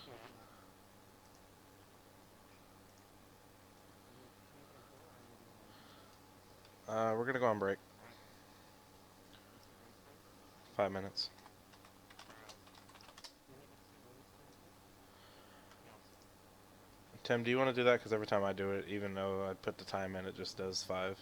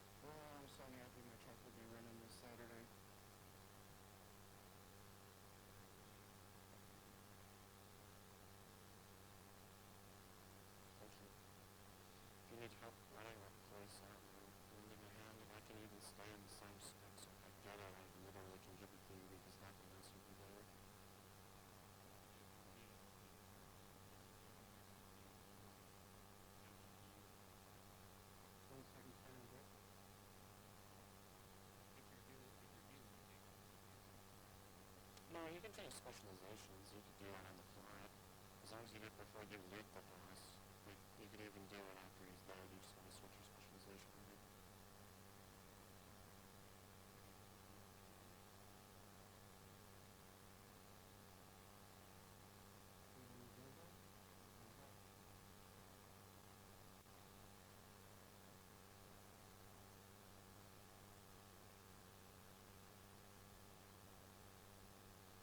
Yeah, just been back in the wow, looking at Warcraft, right?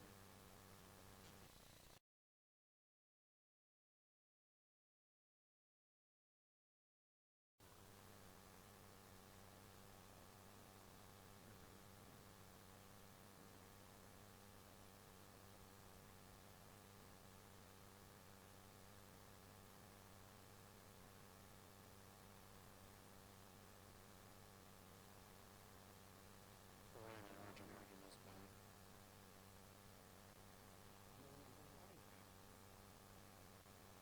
Maybe like transformations.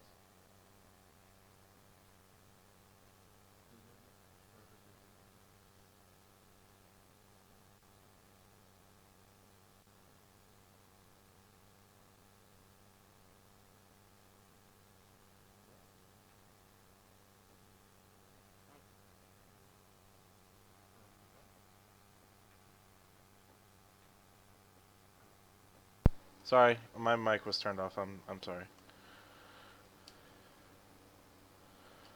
I forgot I had turned it off because I'm streaming when I went to go to the bathroom. I was wondering why you guys couldn't hear me because I'm sitting here talking.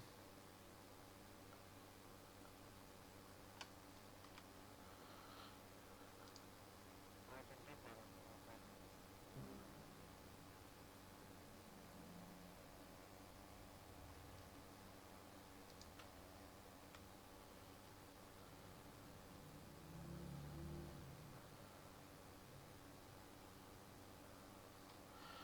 Well, this fight is a lot of cancer.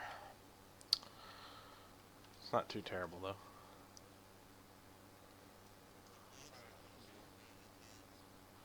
Do what? Not you, Pat, but...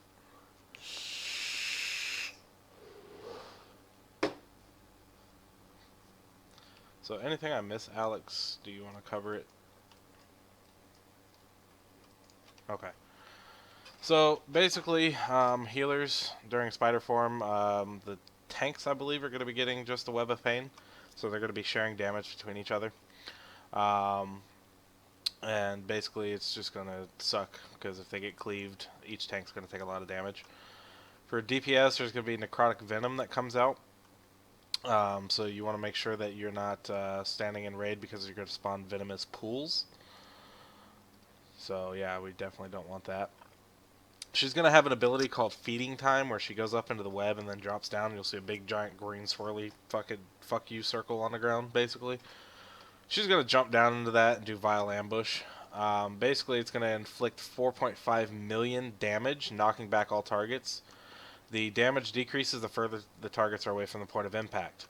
So the way they did it in Fat Boss is that they had everybody that was ranged stacked together, kind of like on one central point, and then when this ability comes out and she goes up into her web and does the Vile Ambush attack, it just made it easier for everybody to kind of run off to the other side of the room.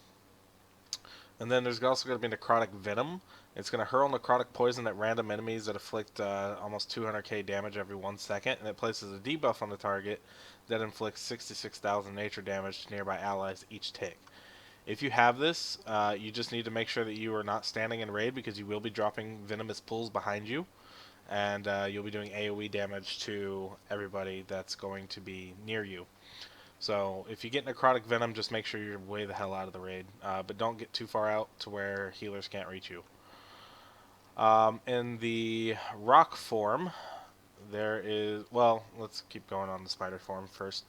There's going to be a couple different things that come out. Venomous spiderlings are going to come out, and these are absolute top priority for DPS to nuke down. They're going to do an ability called Dripping Fangs, and it's basically the current target is going to get poisoned, and it's going to do like 6k damage every second. But this effect does stack, and since there are so many of the little spiders out, We need to make sure that we nuke those down because that damage will ramp up pretty quickly. The venomous pools are just going to inflict 120k nature damage every 1 second, so do not stand in them. She's also going to do an ability towards the end before she actually switches her form. She's going to cast a debuff on a player, and you get 10 seconds to get the hell out of the raid. And basically, is this the only heroic that she does this, or where it like can jump through the raid? Alex.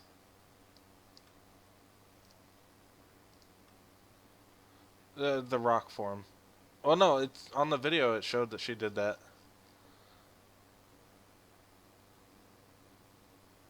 No, no, no. On the video, it shows right there before she switches to rock form. There's a debuff that goes out. It starts doing like a pulsing damage for 10 seconds, and then it leaves another debuff, and then it like ticks every 0.5 seconds for 25 seconds.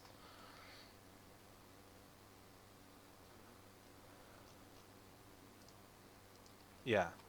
I wasn't sure if that was heroic only or if it was normal as well.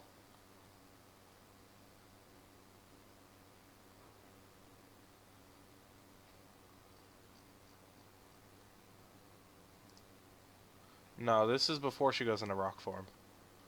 I want to say it's going to be the... I'm not seeing it on here. Maybe the necrotic venom?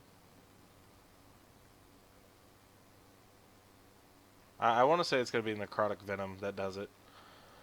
But I'm not 100% sure. But basically, at least in the video anyways, it showed to where there was a debuff that goes out initially. You get 10 seconds on 2 players to get the hell out of the raid. And then once that expires, it's going to leave another debuff on you that ticks every 0.5 seconds and just does a fuck ton of damage. If you stand near anybody when you're in that second phase of the debuff, you will spread it, and it will spread to them. And if it spreads into melee or throughout the raid, it will wipe us. I don't know for sure if it's going to be on normal or not, so just be aware of that. And it's right before she switches into her rock form, because she'll switch into it when that goes out, and then as soon as she flies to the other platform, it'll drop. So only 2 players will have to deal with that.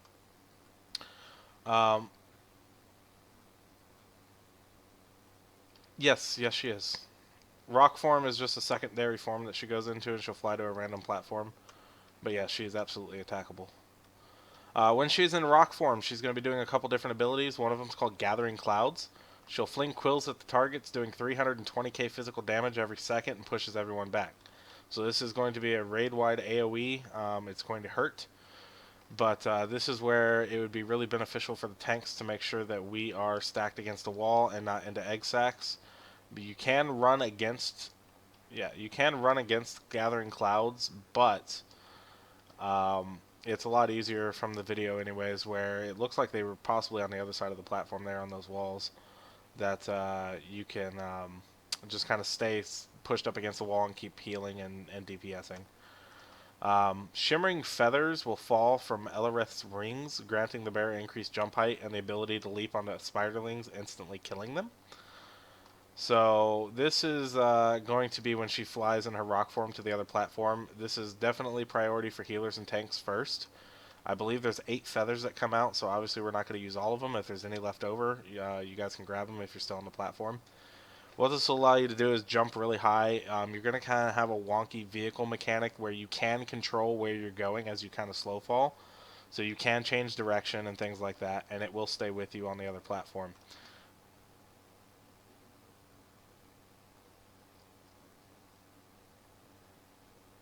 Yeah. Yeah, you don't get to go like Star Fox mode, so... But it will allow you to jump from one side to the other, completely bypassing the webs, which are going to have the tornadoes on them. And you can still attack while moving in that form, so as if any DPS grabs them, if you're within range of the boss, you can cast while falling or moving, so just keep that in mind. Dark Storm is another ability she's going to do on the other platform. It's going to conjure a Dark Storm and flies to another, where she flies to the other platform. The storm inflicts 37,000 damage every second, and the damage increases 5% each tick. So every second it increases until you enter the eye of the storm. So basically what that means is run on the web and get to the other platform. Healers, we do need to be aware of this though, because we need to be able to keep people up. Okay. So, anyways, let's see. Tim suggested DPS stay away from the feathers for now, just so that way we make sure tanks and healers have them until we get this a little bit more down pat. So, DPS just run across the platforms here on the webs when she flies to the other platform. Avoid the tornadoes as you run across. Leave the feathers for tanks and healers right now until we kind of get this situated, and then we can work out who's going to get that. So, Twisting Shadows is another ability that she does in rock form. The boss causes shadow tornadoes to form on a random enemy, a random player. After 10 seconds, the tornadoes appear at the enemy destinations, and they'll pull nearby targets into them, inflicting 91,000 shadow damage every 1 second for 4 seconds. So about 400k damage. While the dark winds are forming, the target can disperse venomous pools. So what that means is that if there are any venomous pools on the platform currently, you got 10 seconds to run through them and clear that shit up. At that point, you need to be far away from the raid when the 10 seconds is up, and you drop your tornado and get the hell out of there. Okay, Razor Wing, the bird buffets his wings, whatever the fuck that's supposed to mean. It's basically going to hurl razor feathers that inflict 781,000 damage to targets in a cone in front of the boss. So this is really, really, really going to hurt the tanks like a motherfucker. So healers, I need you to be absolutely on point with this ability when Razor Wing comes out. We need to absolutely make sure that the tanks are topped off and stay topped off. Spam the fastest shit you got. It's going to hurt. Ranking Talons. She's going to rake her talons across the current target, inflicting 1.8 million shadow damage, and it increases damage taken from consecutive raking talons by 100% per stack. Christ almighty. She repeats this cast multiple times in rapid succession. Yeah, so that's going to hurt like a bitch. I'm going to say don't get more than 1 stack of that. Alex, is this one that we can split damage between the raid, or is this just like absolutely avoid at all costs?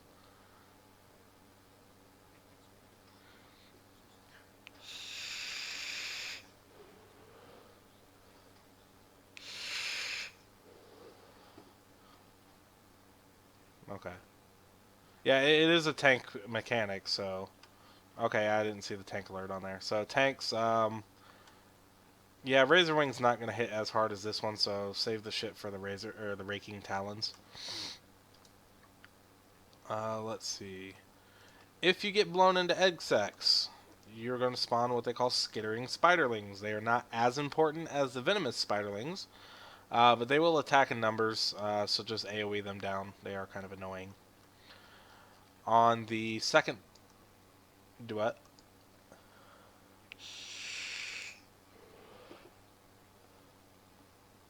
okay. On the other platform, besides the tornadoes being everywhere,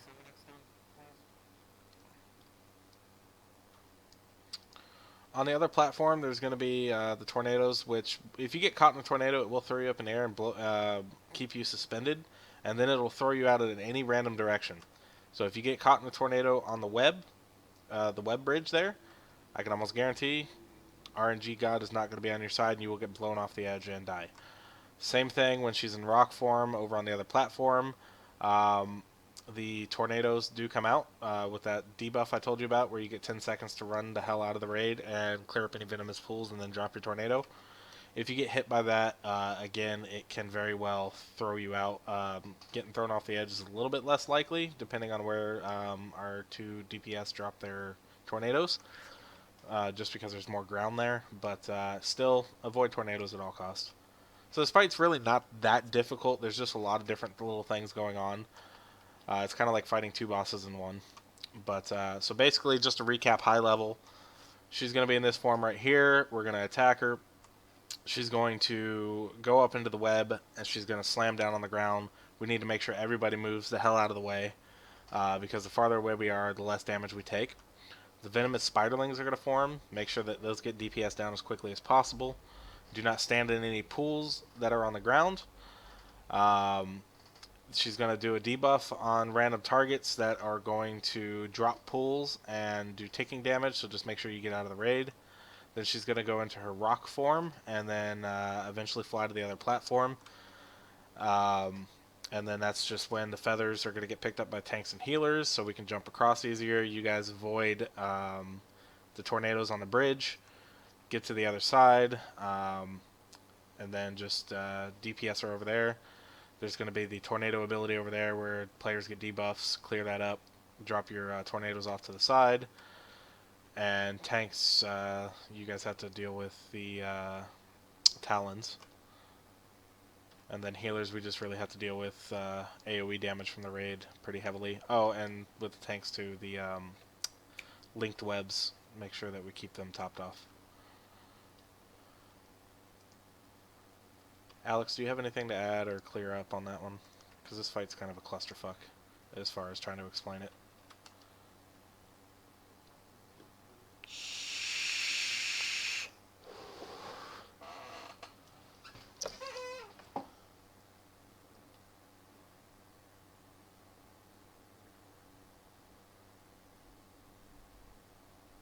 I have a question that's good basic question. Okay. Is it with twisting shadows to get rid of the venomous pools? Do you have to actually be inside of it by the time that your debuff drops, or can you just be right next to it so you don't have to take the damage? I'm not 100% sure on that.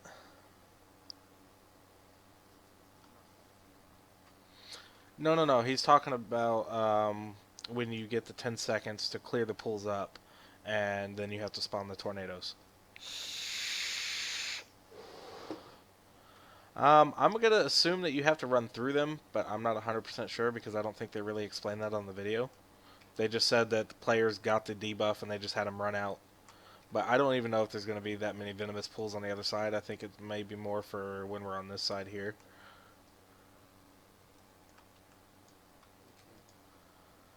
But that's... Just round 2 and read it, is what you're saying?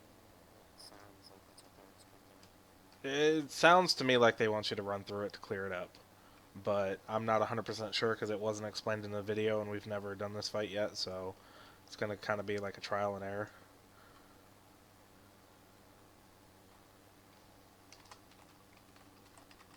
Last line point. She kind of has an enrage mechanic in rock form. Well, the more she jumps back and forth, the more damage she does. So let's kind of save it for towards like the end, like last 30% or so. That's fine, just let me know. Alright, if nobody else has any questions, tanks on you.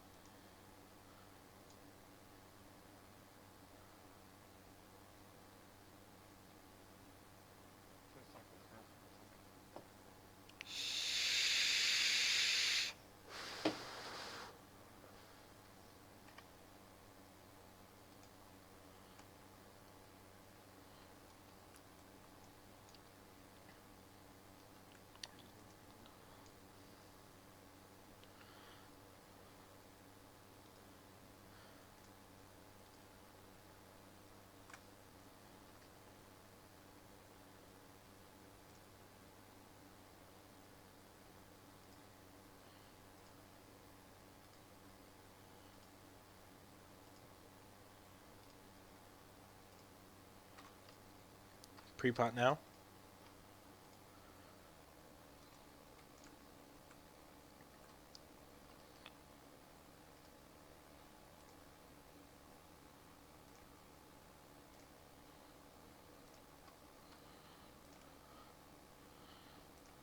Alright, make sure we get the hell out of where she's going to drop.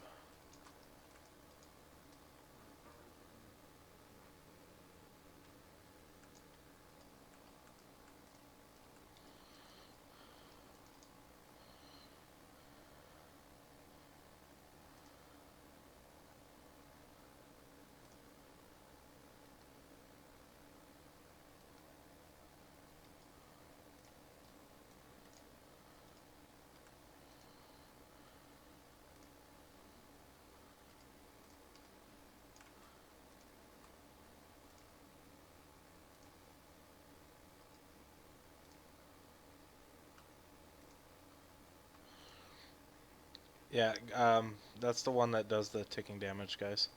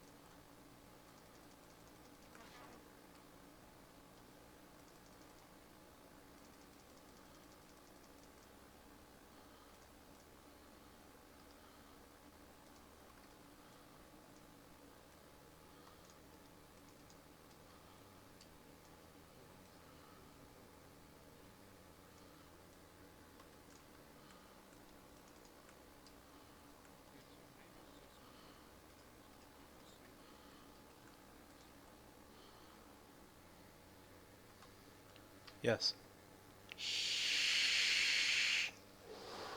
But there shouldn't be any corrupted stuff on this platform yet, so...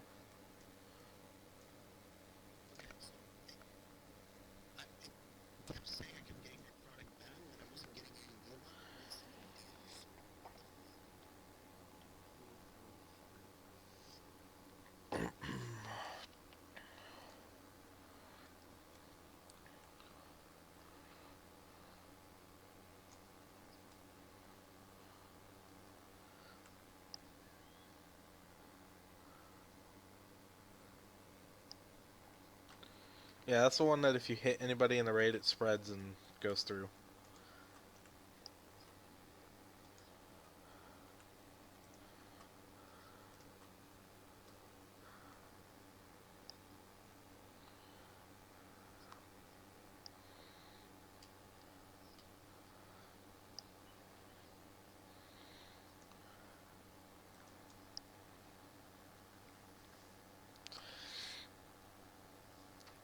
Tanks, do we want to maybe tank her a little farther on the far edge there? Because with that ability where she goes up into the feeding phase, dropping down makes it a little bit difficult for everybody to spread out far, and then everybody went different directions, so it was really hard to AoE heal people back up.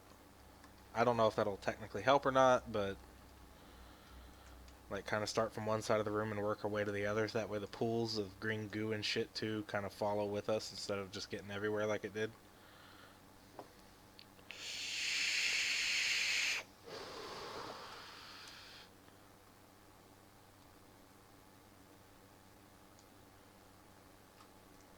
Tem, thoughts? What's up? Sorry, a couple times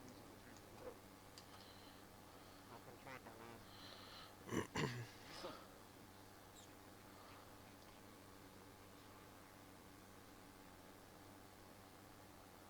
Yeah. So if you get the Venom debuff where you drop the pools, just kind of run up where Talawar is right now into the eggs and the webs there, and drop the pools up there as much as possible. I was confirming by the way, just running through this to see if it was like a visual glitch and it clicked it up. Is it possible to drop the venom pools on each other, or will that be too much damage you're taking? That I don't know 100% sure.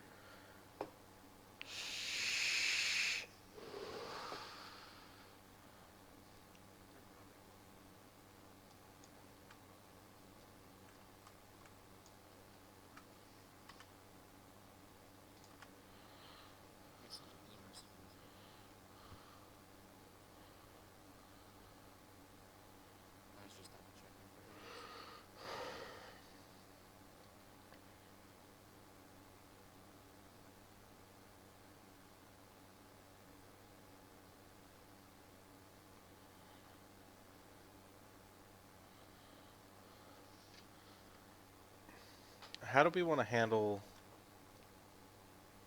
Yeah, how do we want to handle the feeding phase? Because we do need to stay stacked for that, just so we can heal up AOE really fast.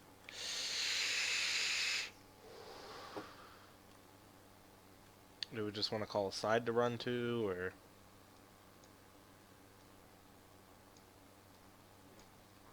Maybe put some markers down.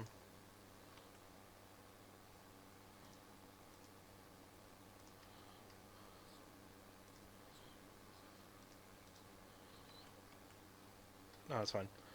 So when she does the feeding phase and that giant green circle comes on the ground, if it stays in the middle, just everybody run to purple or past purple. I didn't notice any kind of pushback from that at all. So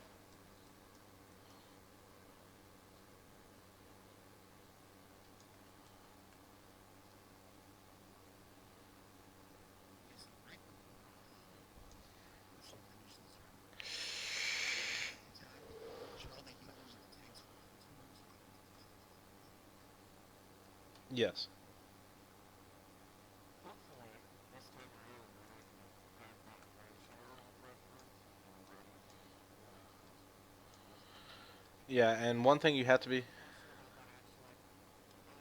how about actually, where are we supposed to run with that? Because I kind of just ran blue. preferably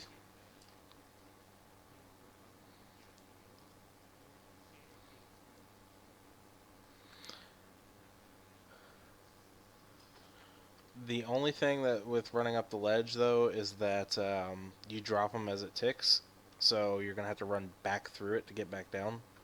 Unless you jump off into the web area, if that's full, you're kind of taking a lot of damage.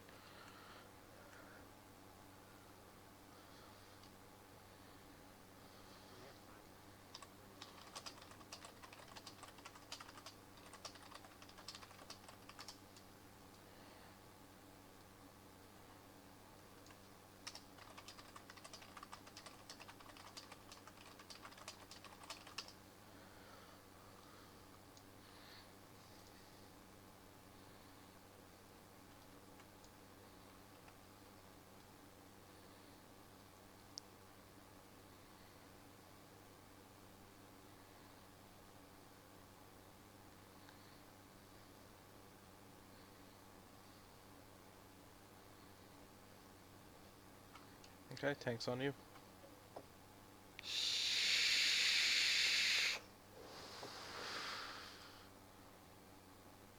Pre-pot now.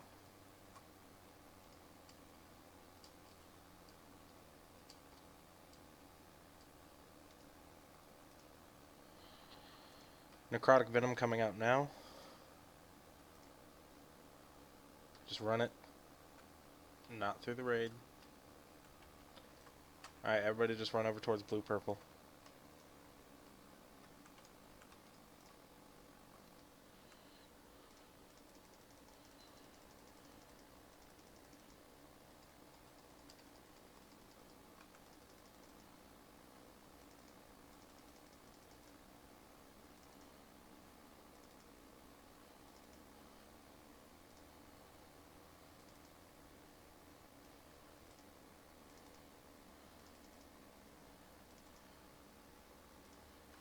Necrotic Venom coming out now.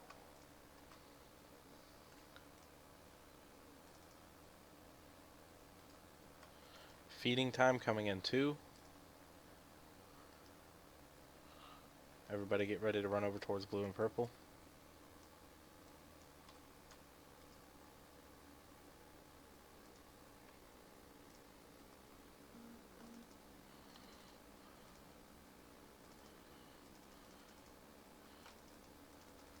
Get Zeal.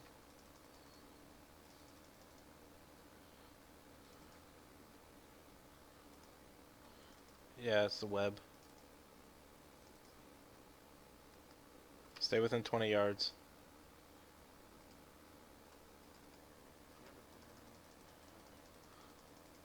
Clear up the... Green shit, yeah.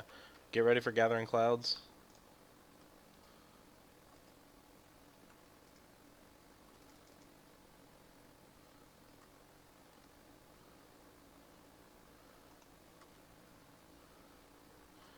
Only healers and tanks get the feathers.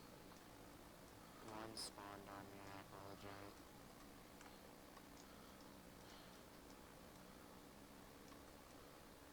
Just don't get hit by the tornadoes.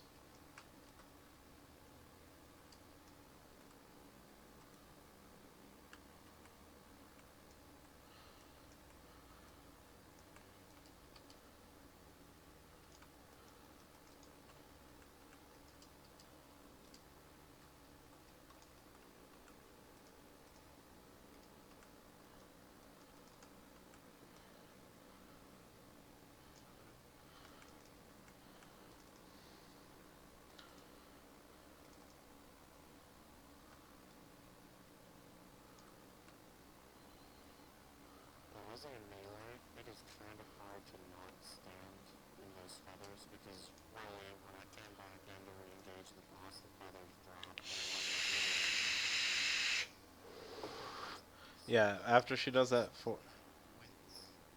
Just stay back. Actually, she just started on the other side. Is it the same platform? Yes, I understand the boss too, the same one, but is that consistent every time? It's not supposed to be, but maybe it's only a heroic mode only where she goes to the other one. I don't know.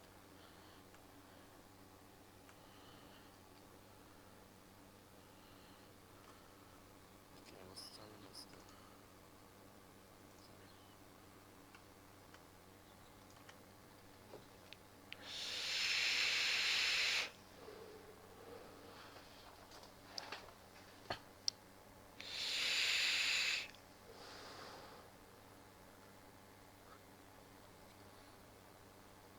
We need people also smashing those spiderlings with that feather, because I killed probably 3 or 4 doing that, and yeah, when I say it kills them instantly, so they'll be either trapped on the ground. Doing that does not get rid of the feather. There's an extra button there. I believe I can see it. Yeah, it shows, well, it shows rebonk. Oh, there he is. To reiterate, anybody who has a purple swirl going around them that's taking damage, use that turn to soak up the last swirls, especially the ones around the boss. That way everybody who needs to get a feather can get one immediately. But at the same time, make sure that when that thing hits 0, you are far enough away from the rate that that tornado will not get in the way. So pop a speed increase and go and pick some shit up. If you don't have a speed increase, get like a little bit of stuff, I guess, in the middle area. I wouldn't really say to go back to the boss, but it's going to be a big rush. So end up killing people with that tornado.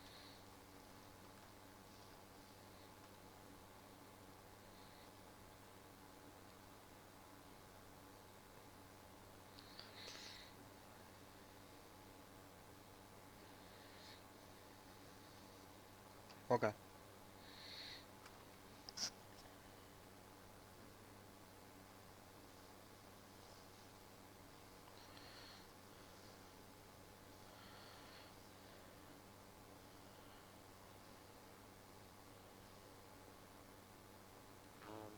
Just for the fact that our eyes are a little shit, can we get a marker of where the wedge starts on each side?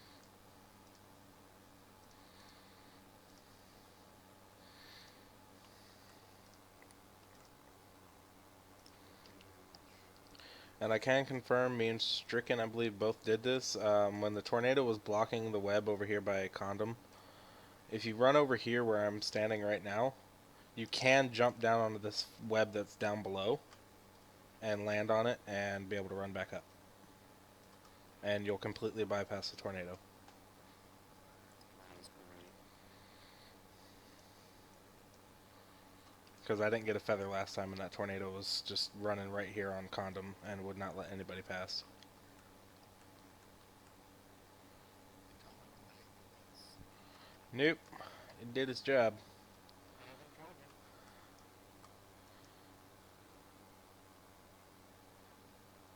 Okay, let's pick Condom.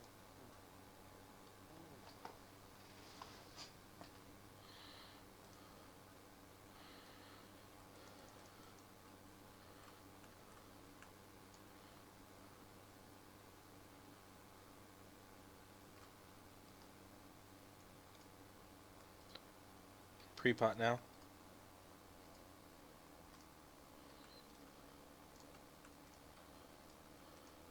Yeah, it seems tanking her on this side is a little easier for her feed time. Necrotic Venom coming out now. Feeding time now. Head towards green.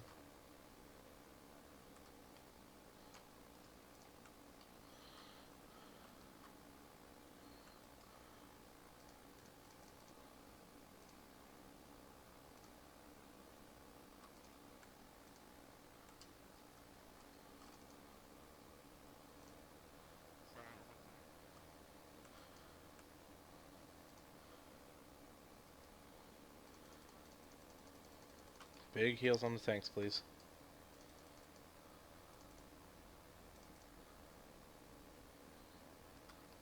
Necrotic Venom.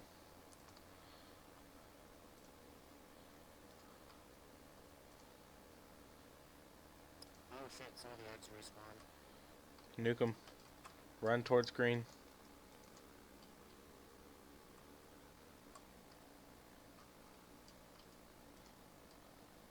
They're the itty bitty ones, so it's okay.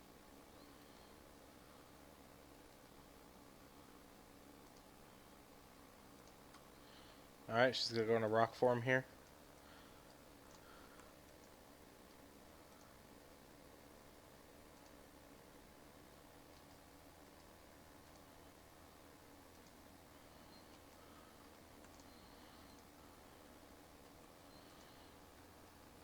Gathering clouds. Alright, as soon as this is over, do not run back to her, run to the other side. Leave the feathers for healers and tanks, please.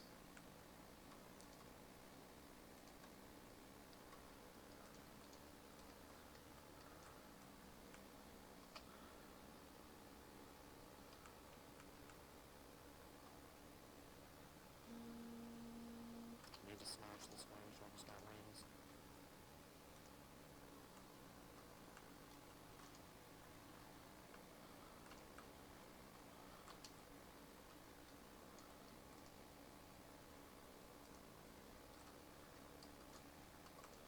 Razor Wing.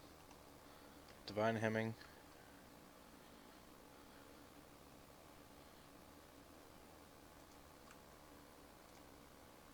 If you have purple swirls, get those poison butter.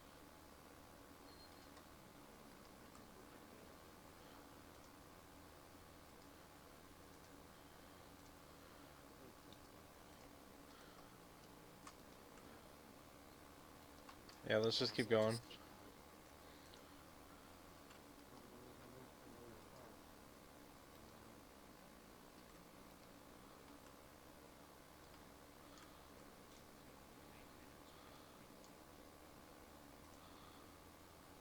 If there's no puddles, just make sure you're really far away with this one.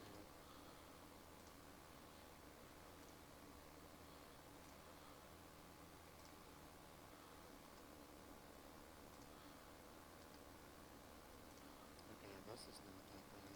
Sprayer is just a pain in the ass. Razor Wing.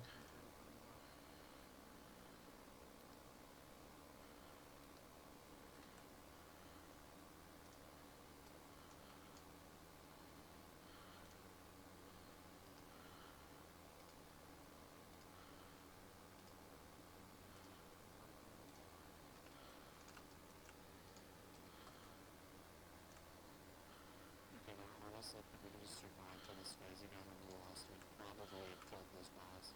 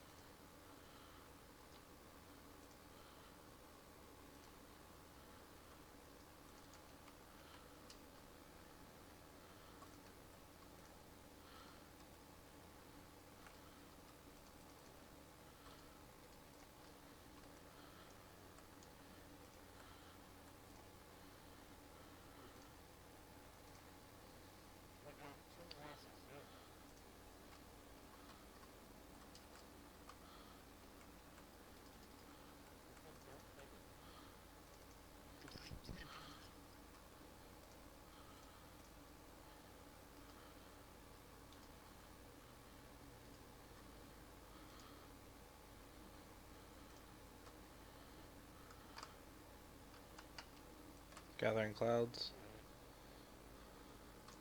Be sure not to re-engage boss. You're going to collect others.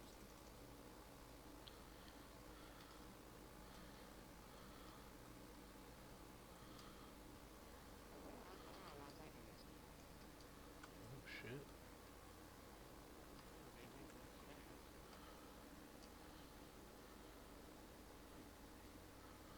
Yeah, make this a photo contest. Don't try to jump it in one leap, because you can seriously mess that shot. And by shot, I mean those spiders. Drinking. Yeah, that's me. I'm so excited. I said you can't pass it by me. Tim, did you say lust? Yes, bro. No, don't. You just run. You're not gonna kill it.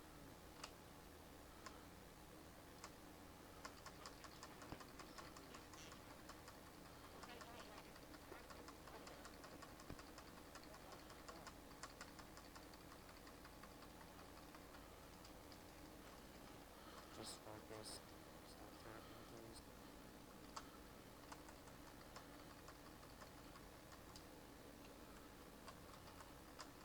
That trap is happening to me. Just focus.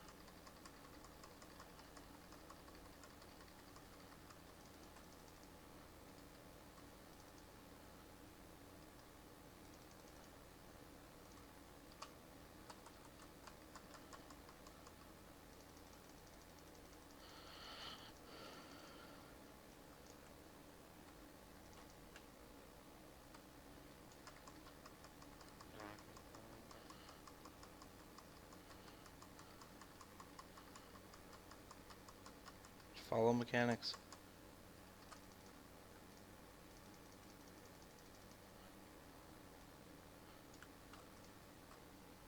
Be sure not to die that door personal if you have to.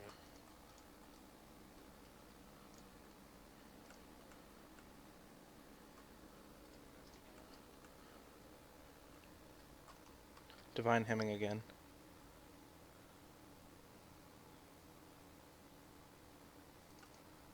Should we just focus boss or kill the spider?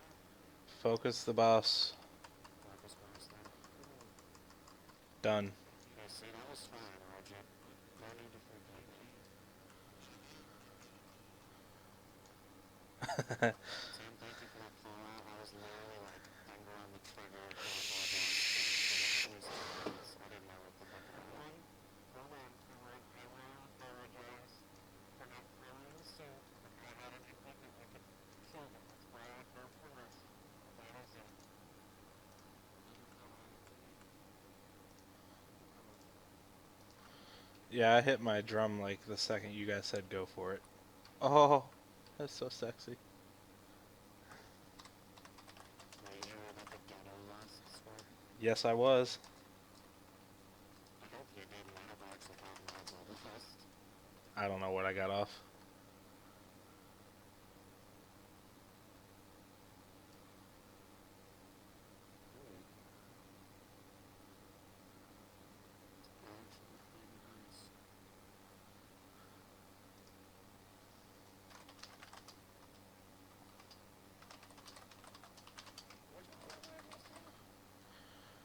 I ain't gonna lie, I got lucky. Next week, it better be a lot fucking better. I think you should give extra EP to those people that pulled that off. It was only like 180 to this. It's okay.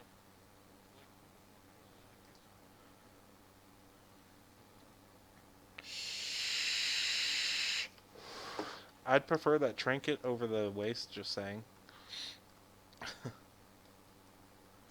But that waist does have BIS stats for me.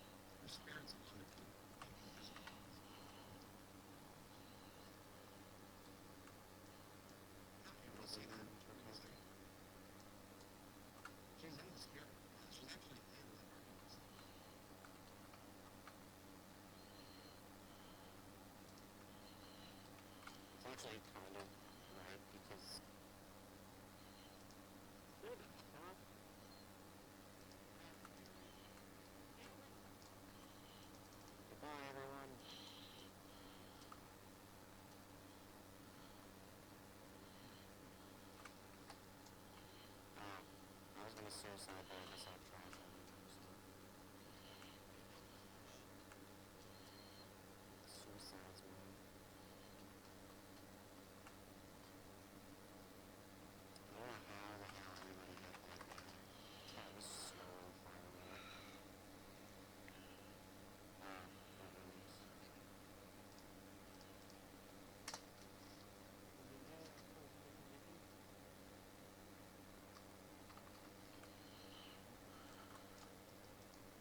No, we're closing now because Brad hasn't taken the edit. No, not on scenarios.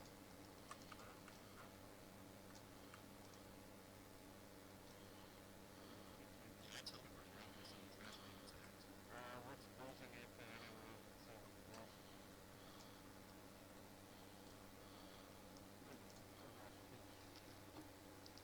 No, I got it. I got level 4.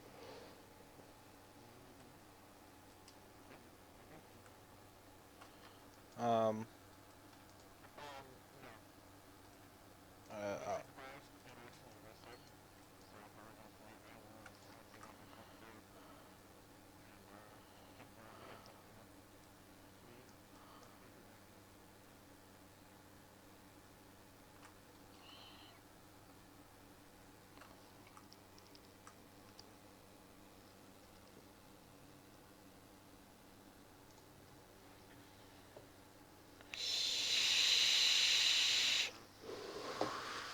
And we got a lot of work ahead of him.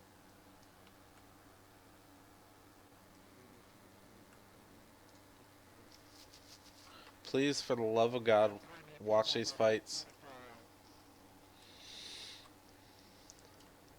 I need everybody to watch these fights.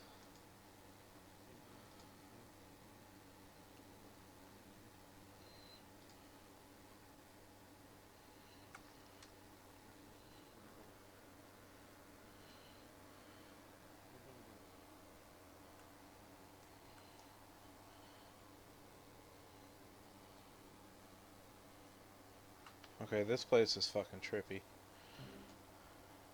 Okay, I want to say something. I want to say something for the record. Yesterday, we weapon hot, weapon hot, didn't know what the fuck that brass cast was. Didn't look like much of a stack of not going in and knowing I could have killed it and this and that. That was the main reason why I was pushing for it to continue, even though it was, 10 people down, 8 people down, however many was down. Um, that's why I kept it going, and I just want to make sure everybody hears us, and awesome job, everybody pushing their stuff. Um, Without all of you, that wouldn't have happened, so I wanted to say thank you. With that, you can do whatever you want, Michael.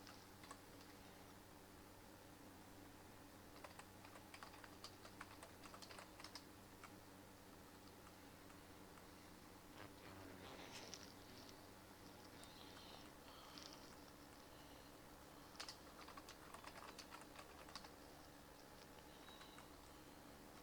Alright, let me log off. Everybody that's an officer, do we want to drop down to officer so we can talk?